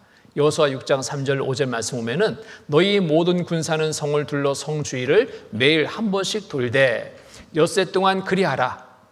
제사장 7은 7 양강나팔을 잡고 언약궤 앞에서 행할 것이요 제7일에는 성을 7번 돌며 제사장들은 나팔을 불 것이며 제사장들이 양강나팔을 길게 울려 불어서 그 나팔 소리가 너에게 들릴 때에는 백성은 다 큰 소리로 외쳐 부를 것이라. 그리하면 그 성벽이 무너져 내리니 백성은 각기 앞으로 올라갈지라 하시매. 전투를 어떻게 해야 될까 지금 고민하고 있는데 하나님이 말씀하시는 거예요. 돌아라. 유수기간은 한 바퀴씩 돌고 7일째 되는 날 7바퀴 돌고 소리를 질러라. 자, 믿음이 없는 상태에서 이 말씀을 들었다면 어떤 표현을 할까요? 돌기 전에 돌아버리겠다 그러겠지 않겠어요? 돌기 전에 돌아버리겠다. 이게 뭔 소리냐 이게. 이해를 못하는 거예요. 근데 여기 가나안 땅에 이제 들어가려고 여기 모여선 백성들은 믿음을 가진 자였습니다. 하나님의 말씀에 온전히 따르는 믿음을 가진 자였어요. 하나님 말씀을 그대로 따라서 행하게 됩니다. 돌았습니다. 말씀대로 따라서 행했습니다. 어떤 일이 벌어지는가요? 보세요. 여호수아 6장 20절 21절 말씀 보면은 이에 백성은 외치고 제사장들은 나팔을 불매 백성이 나팔 소리를 듣는 동시에 크게 소리질러 외치니 성벽이 무너져리인지라. 백성이 각기 앞으로 나가 성에 들어가서 그 성을 취하고 성 중에 있는 것은 다 멸하되 남녀노소와 우양과 나귀를 칼날로 멸하니라. 하나님의 말씀에 따라서 순종으로 행했더니 말씀대로 성이 무너져 버린 거예요. 무너져 딱 내려져 버렸습니다. 그냥 들어갔어요. 그냥 정복했습니다. 차지한 거예요. 긴 기간이 아니죠. 일주일간에 이 일이 이루어졌습니다. 자, 여기에 고고학적으로도 입증됐습니다. 증거가 있기 때문에 여리고성 함락이 고고학으로 입증되다. 성경 속 여리고성 치오는 사실이다. 저명한 고고학자 우드 교수 주장. 여기에 많은 증거들이 발견된 겁니다. 일반적으로 싸움에 오랫동안 포위하고 있었다면 그 성 안에 있는 양식들은 다 바닥나야지 정상이에요.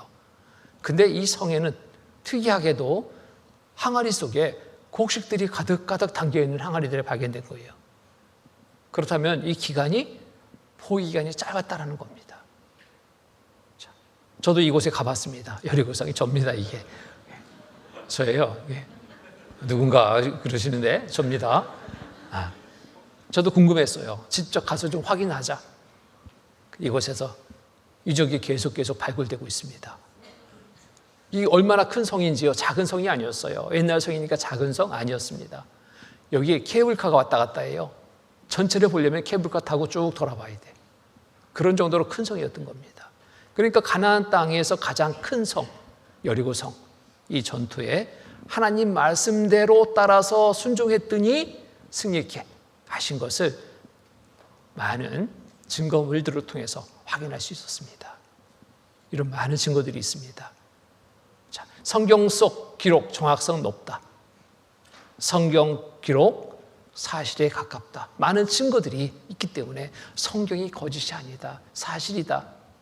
하나님의 말씀에 따라서 순종했더니 말씀대로, 약속의 말씀대로 역사 속에서 하나님이 이루어주신 거예요.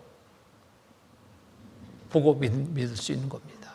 순종의 복이, 불순종의 저주가 이스라엘 민족의 역사가 그대로 이루어졌습니다. 이렇게 해서 가나안 땅에 저성 전투에서 승리하고 그 땅을 차지하고 있던 일곱 족속과의 싸움에서 차례로 승리하고 이스라엘 이 나라는 새로운 역사를 맞게 됩니다. 자, 예루살렘 전투는 무엇으로 이룬 승리의 전투입니까? 믿음으로. 믿음으로 행할 때 주시는 축복을 경험한 겁니다.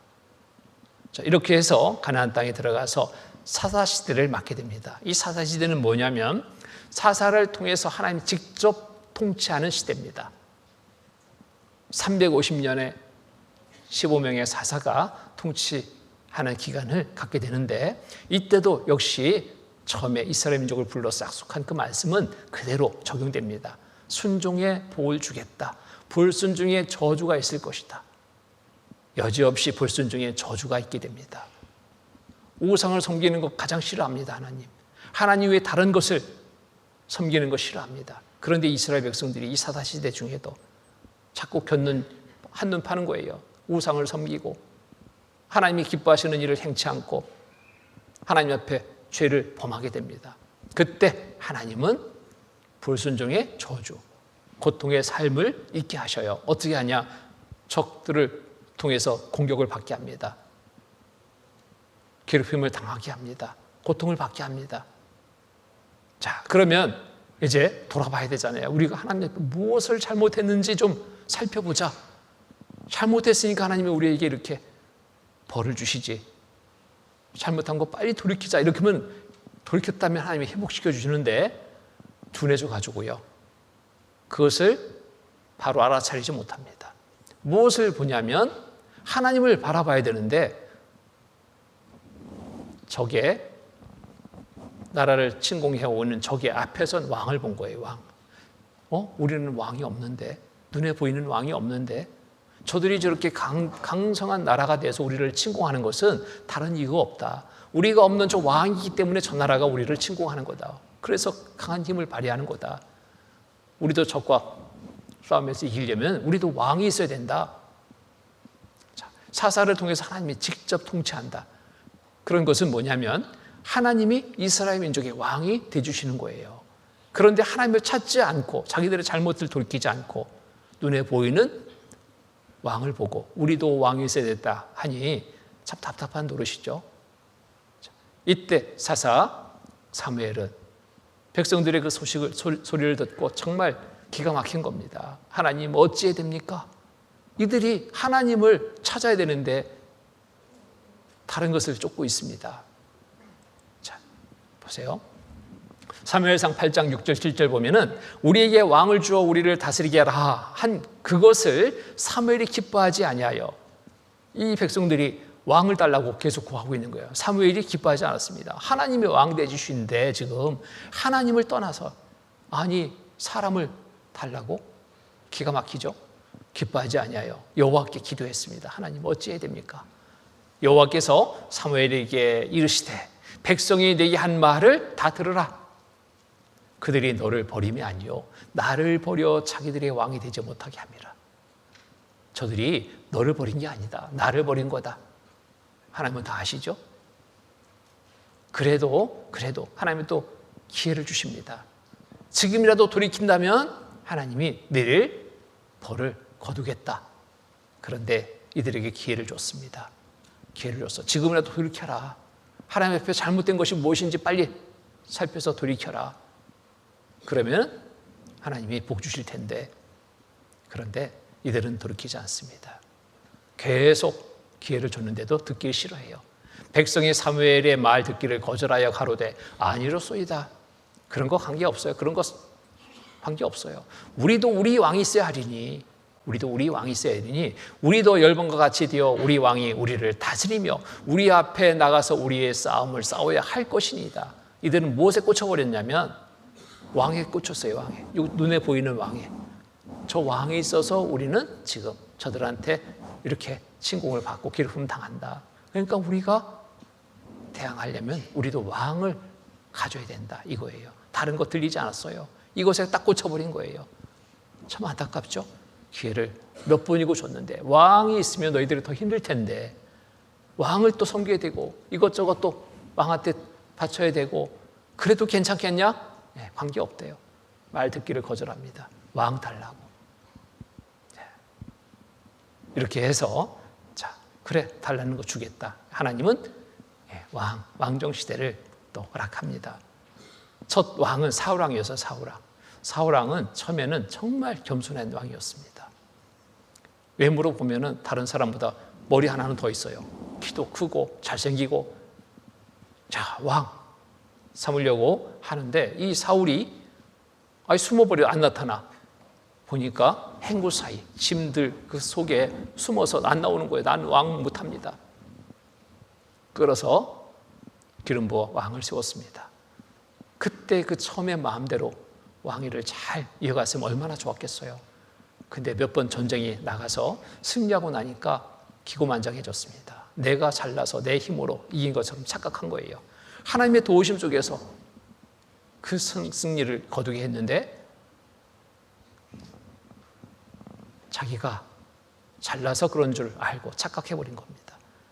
하나님 앞에 온전한 마음으로도 하지 않는 거예요. 하나님 앞에 구하고 하나님의 말씀에 따라 순종해 나가야 되는데 구하지 않았습니다. 사울 왕위를 하나님은 빼앗아 버립니다. 그리고 다윗에게 왕위가 넘겨집니다.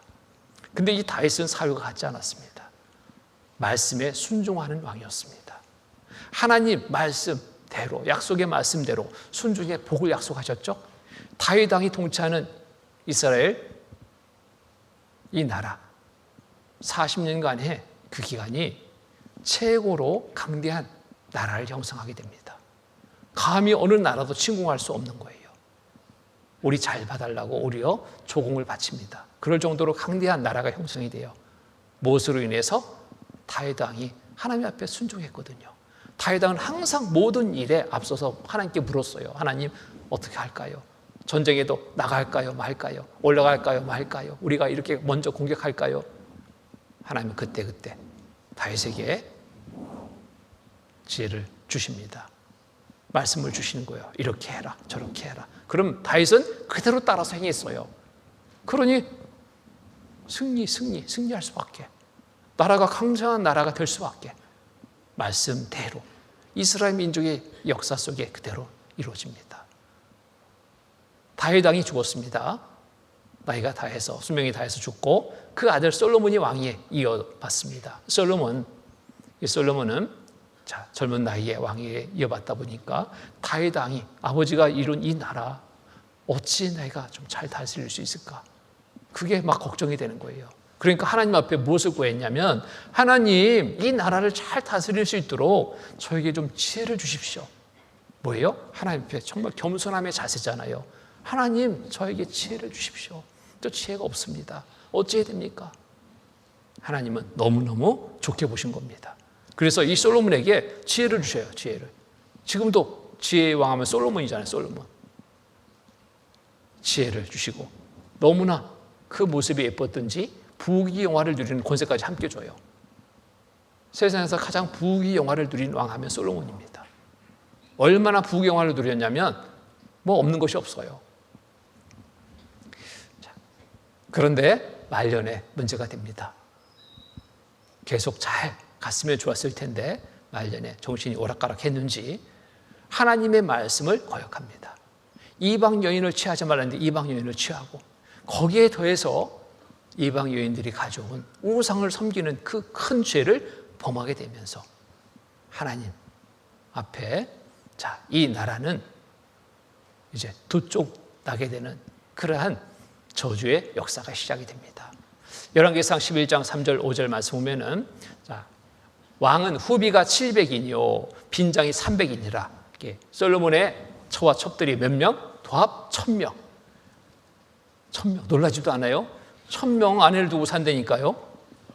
왕비들이 왕의 마음을 돌이켰더라. 솔로몬의 나이 늙을 때 왕비들이 그 마음을 돌이켜 다른 신들을 쫓게 하였으므로 왕의 마음이 그 붙인 다윗의 마음과 같지 아니하여 그 하나님 여호와 앞에 온전치 못하였으니 이는 시돈 사람의 여신 아스타롯을 쫓고 암몬 사람의 가증한 밀금을 쫓습니다. 이게 우상이에요.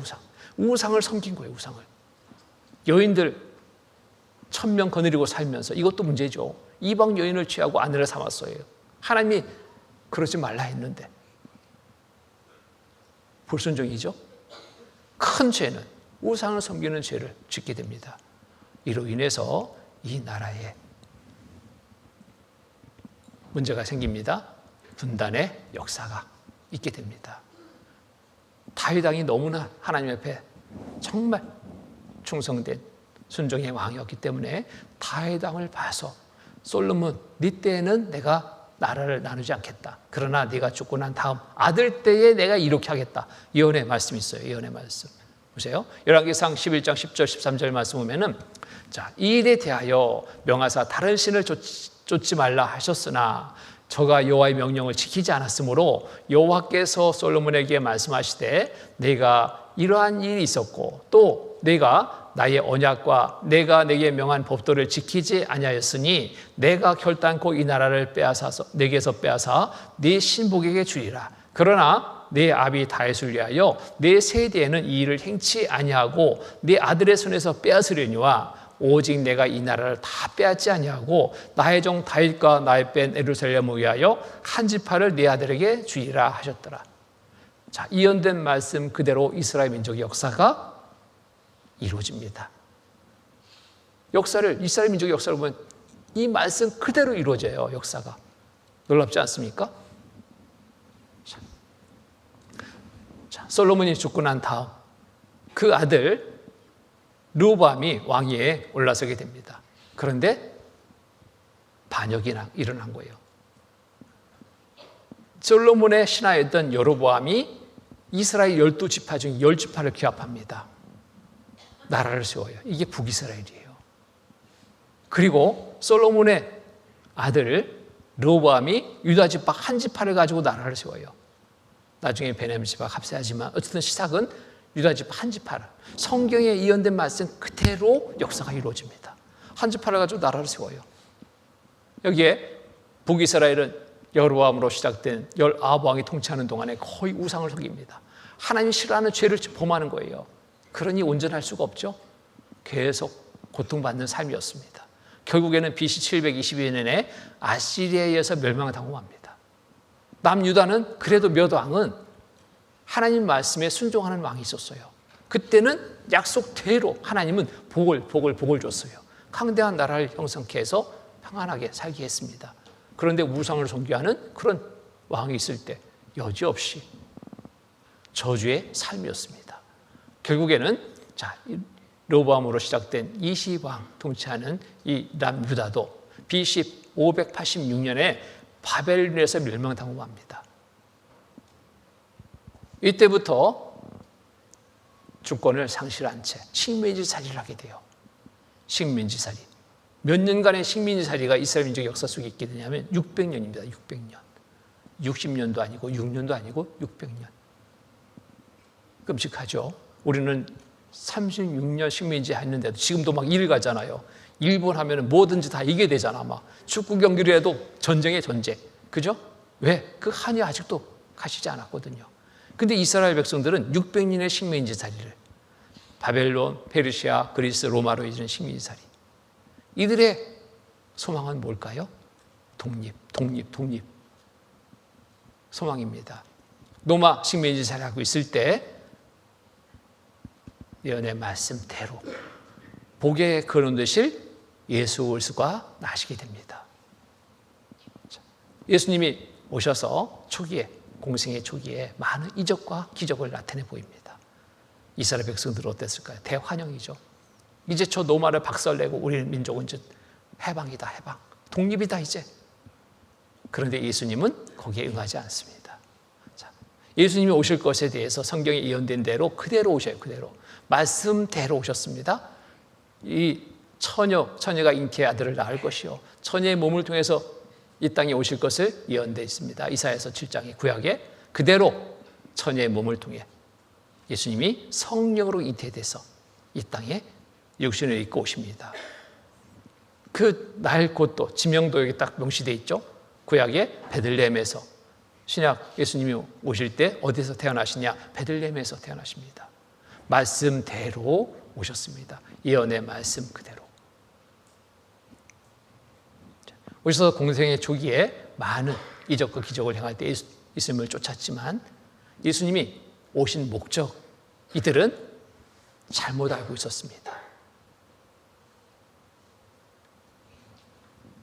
배척의 이유가 있습니다. 예수님이 이들의 요구에 응해주지 않으니까 실망을 하고 실망감이 커지면서 막 증오심을 갖게 됩니다. 그리고 너무너무 그 상실감이 크니까 아예 없애버리자. 여기에 종교가들이 앞장서서 무리를 선동해서 예수님을 십자가에 못 박혀 죽게 하는 큰 죄를 범하게 됩니다. 이게 성경에 나타나는 그리스도로 이들은 올바로 알지 못했습니다. 단지 육신적인 것 해결을 위해서 이들은 왕을 삼으려고 쫓아다녔던 거예요. 요한복음 6장 14절 15절 말씀 보면은 그 사람들이 예수의 행하신 이 표적을 보고 말하되 이는 참으로 세상에 오실 그 선지자라 하더라.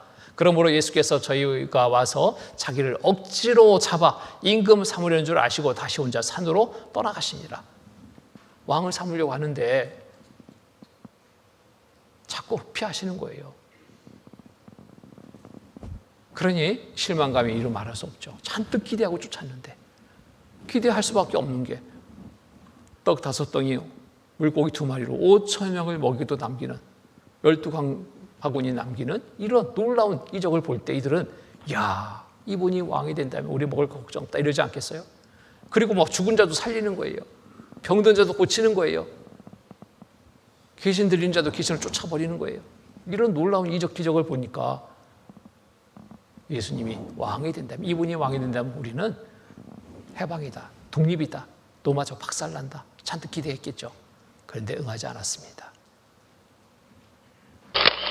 자, 독립시킬 왕만 고대했지 예수님이 오신 목적을 이들은 알지 못했어요. 예수님이 오신 목적은 육신적인 문제 해결을 위해서 오신 것이 아니라 초림에서 영혼 구원을 이루신 메시아입니다. 육신보다 더 중요한 영혼을 구원하는 일을 위해서 오셨는데 이들은 관심 없었습니다. 지금 당장 육신적으로 이 문제 해결하는 것이 급한데 영적인 것 생각지도 않았어요. 자, 독립시킬 왕만 고대했습니다. 민족적, 현실적, 육신적 문제 해결만을 생각했지 영혼 구원에 대해서는 생각지도 않고 있었습니다. 그러니까 이게 빗나가 버린 거예요. 오늘날에도 교회 다니는 분들 물어보면 왜 교회 다닙니까? 예, 복 받으려고. 무슨 복이요?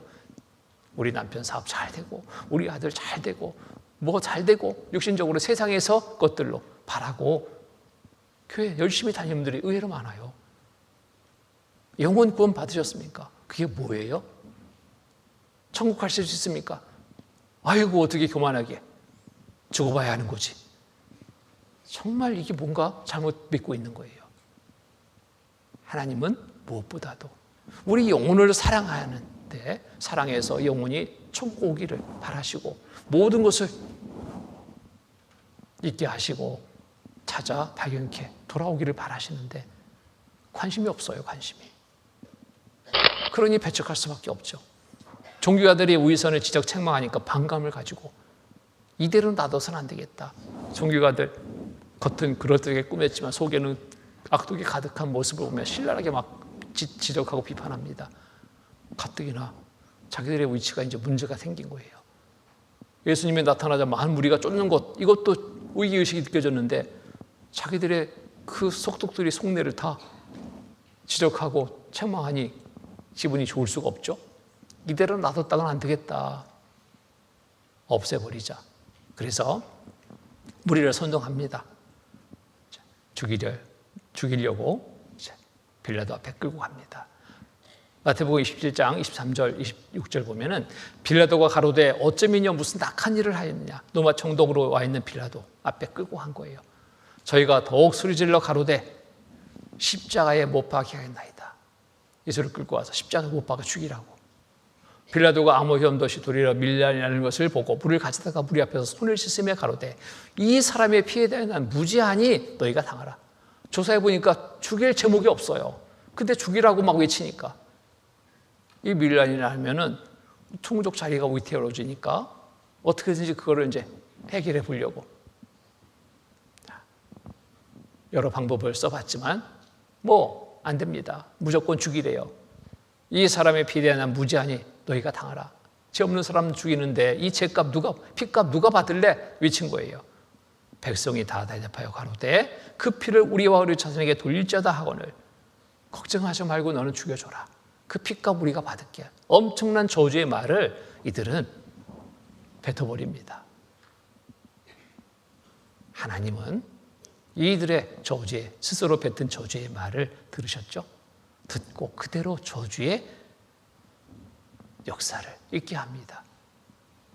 이에 바라바는 저에게 놓아주고 예수는 찍찍질하고 십자가에 못 박게 넘겨주니라. 엄청난 저주의 말. 이 피값 우리와 우리 자손에게 돌려 엄청난 저주의 말을 뱉은 이들. 자, 불순종의 결과 어떤 저주가 있게 될 것에 대해서 성경에 이미 예언되어 있었습니다. 성경에 이렇게 예언되어 있습니다. 성읍이 황폐케 되고 땅이 황무케 되고 열방 중에 흩어서 내가 칼을 빼어 너희를 따르게 가는 곳마다 죽임을 당할 것이다. 땅은 황폐하게 황무하고 황폐하게 그리고 흩어버리고 가는 곳마다 죽임을 당할 것이다. 이미 예언된 말씀 그대로 이스라엘 민족의 불순종의 결과가 그대로 역사 가운데 나타납니다. 이 땅이 황무 황폐한 땅으로 버려져요. 큰 민족을 이룰 이 민족이 세계에 분산되는 역사를 맞습니다. 복에 근원될 이 민족이 본고사하고 죽음과 저주가 따르게 됩니다. 칼이 따르게 돼요. 가는 곳마다 죽임을 당하는 끔찍한 저주 역사가 있게 되는 겁니다. 예수님이 십자가에 못 박혀 죽으신 후 37년 후 AD 70년부터 이스라엘 민족의 저주의 역사가 본격적으로 시작이 됩니다. AD 70년 노바타스 장군에 의해서 예루살렘 성이 멸망당합니다. 5개월간 토성을 쌓아서 고립시키고 이 성을 함락시키는데 이 성에 무려 110만이 죽임을 당합니다. 비참하게 처참하게 5개월간 아무것도 못 들어가니 먹을 것 금방 바닥났죠. 자식까지 잡아먹는 비극이 이 안에서 저질러져요. 이 일이 있을 것에 대해서 이미 성경은 예언하고 있습니다. 예언된 말씀 그대로 이루어진 거예요. 날이 이를지라 내 원수들이 토성을 쌓고 너를 둘러 사면으로 가두고 또 너와 및 그 가운데 있는 내 자식들을 땅에 메어치며 돌 하나도 돌 위에 남기지 아니하리니 이는 권고받는 날을 내가 알지 못함을 인함이라 하시니라. 자, 토성을 쌓는다고 그랬는데 노마타스 장군이 예루살렘 성을 포위하는데요. 이 정말 견고한 성이에요. 쉽게 그 성을 함락시킬 수가 없어. 그러니까 토성을 주변에 쫙 쌓았어요. 쌓아가지고 토성을 쌓아서 그 성을 치고 들어간 겁니다. 성경에 예언된 말씀 그대로 이루어졌어요. 또 돌 하나도 돌 위에 남기지 아니하지라 말씀하셨죠. 이 성을 함락시키는데 이 돌 하나도 돌 위에 남기지 않고 다 무너뜨려 버린다 이 말씀인데, 자 보세요. 이 일이 그대로 이루어졌습니다. 돌 하나도 돌 위에 남지 않으니라 말씀대로 5개월간 외부로부터 토성을 쌓아서 포위하다가 40개의 투석기로 투석기가 300개의 화살기로 성을 공격 이렇게 해서 공격해서 이 성을 함락시킵니다. 8월 28일 성이 완전히 점령되자 한 군병이 성전에 불을 질러 성전이 타버리자 미처 꺼내지 못한 성전 안에 금 장식들이 바닥도 사이로 흘러내려서 나중음한 군인들이 금을 캐기 위해 돌을 뜯어내는 바람에 돌 하나도 돌 위에 남지 아니라는 말씀이 이루어진 것이다. 역사가가 기록한 겁니다. 실제 이렇게 이루어졌어요. 성경대로 이루어졌어요. 이게 서쪽 벽입니다. 예루살렘 성 서쪽 벽, 이렇게 견고한 성을 내가 함락시켰다 해서 기념으로 남겨놨어요. 이스라엘 백성들은 이곳에 지금도 이곳에서 계속 기도하고 있는 거예요. 이곳이 기도처입니다. 여기에 쪽지를 이렇게 꽂아놓고 뭔 내용을 기도하는지 계속 기도해요. 자, 역사적으로 사실이라는 증거가 여기 또 노마타스 장군의 개선문입니다. 내가 예루살렘 성을 함락시켰다. 기념해서 개선문을 여기 만들어놨어요. 그 안쪽에 보면 이렇게 새겨져 있습니다. 노마로 성전 안에 기물 장식들이 노마로 이송되는 장면이 여기 쫙 새겨져 있어요. 성경은 사실, 역사의 많은 증거를 통해서 확인됩니다. 자, 이렇게 시작된 이스라엘 백성들은 자, 이때부터 이 땅에 살지 못했습니다. 전 세계에 흩어지는 분산의 역사를 맞게 되는 거예요. AD 1096년에서 1291년에 십자군 전쟁이 있었습니다. 이때 십자군이 가는 곳마다 유대인들은 그냥 죽어야 됩니다. 왜? 예수를 죽인 악마의 자식들, 이들은 다 죽어야 돼. 다 죽였어요. 얼마가 죽었는지 숫자조차 파악이 안 될 정도로 처참하게 죽임을 당했습니다. 우리와 우리 자손에게 돌려라. 걱정하지 말고. 그들이 외침 그대로 역사 속에서 그대로 이루어졌습니다. 1225년에 라테니에서는 달뼈를 달도록 공포했습니다. 이 유대인들에게, 이스라엘 민족들에게 다 달뼈를 달도록 했어요. 이 달뼈이 뭐냐면 죄의 표예요. 이 표를 같이 달고 있으면 죽여도 죄가 되지 않았어요. 이들을 죽이면. 그러니까 가는 곳마다 막 칼이 따라다니는 거예요. 언제 죽을지 몰라. 평안함이 잠시도 없어요. 1348년에서 1350년에 유럽에 흑사병이 돌았습니다. 유럽 인구의 막 4분의 1이 막 죽었다고 그런가, 3분의 1이 죽었던가. 여튼 굉장히 많은 수가 전염병으로 정말 많은 수가 죽었습니다. 그런데 이상하게도 이 유태인들은, 유럽에 살고 있는 유태인들은 많이 죽지 않는 거예요. 그러니까 모함을 받았죠. 나라 없이 떠들던 유태인들이 유럽을 차지하려고 우물에 독을 넣어서 전염병을 퍼뜨렸다. 그러니 그곳에 살 수 있어요? 쫓겨납니다. 죽임을 당합니다.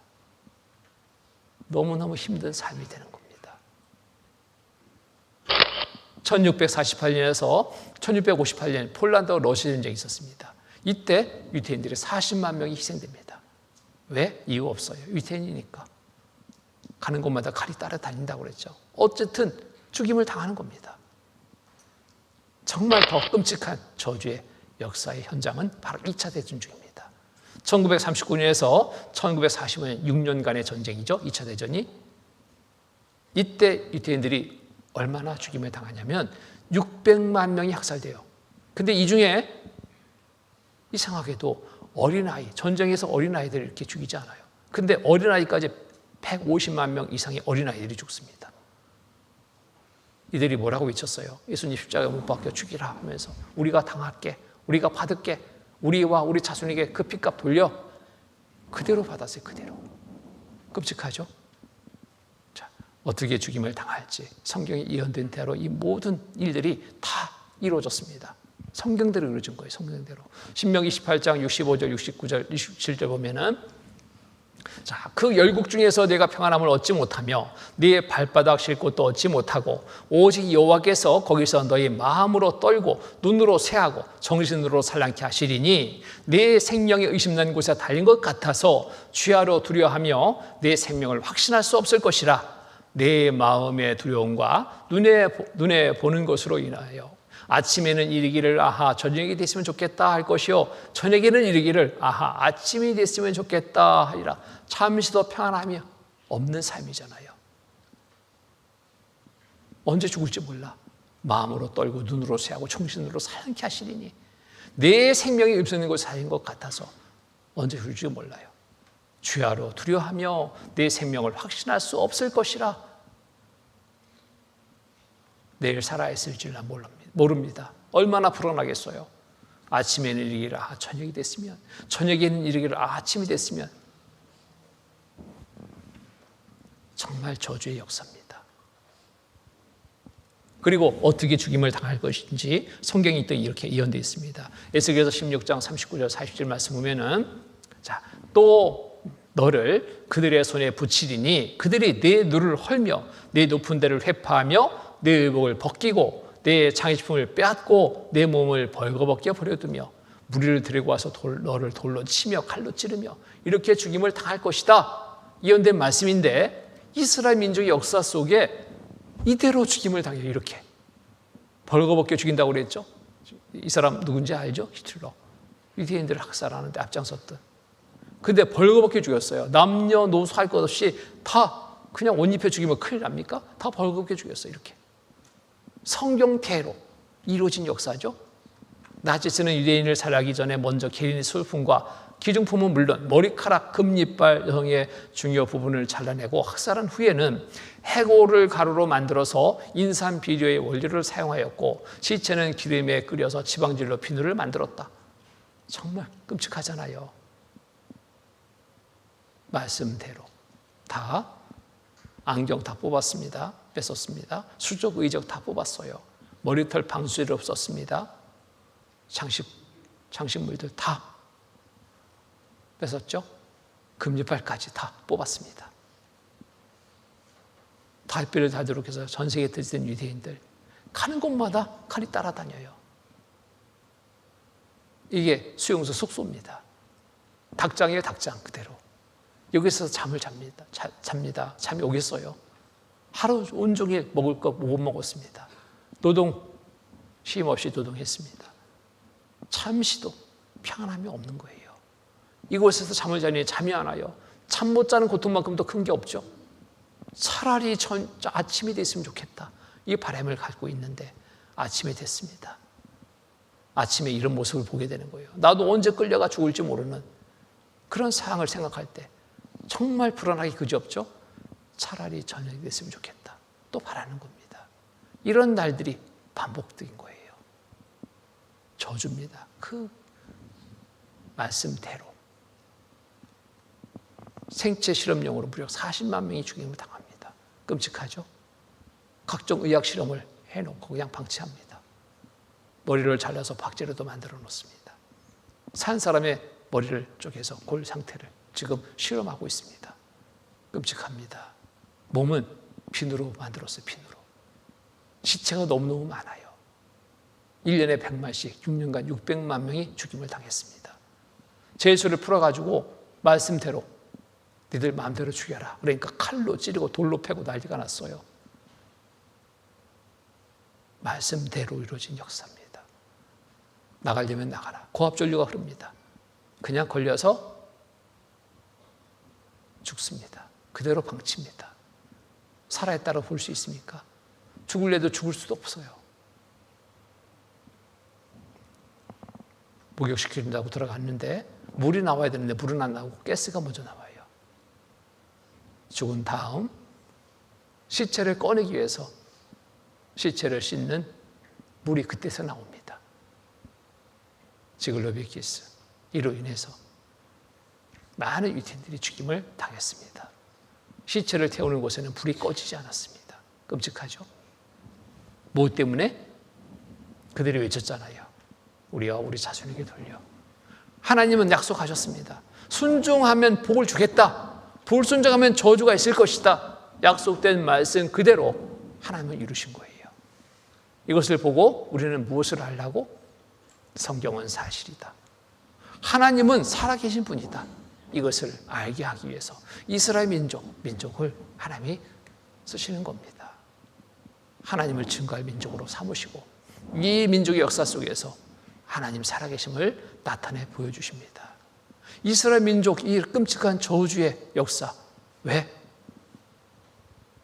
이들이 왜 이 일을 당했을까요? 이유는 단 하나입니다. 듣지 않아서 그렇습니다.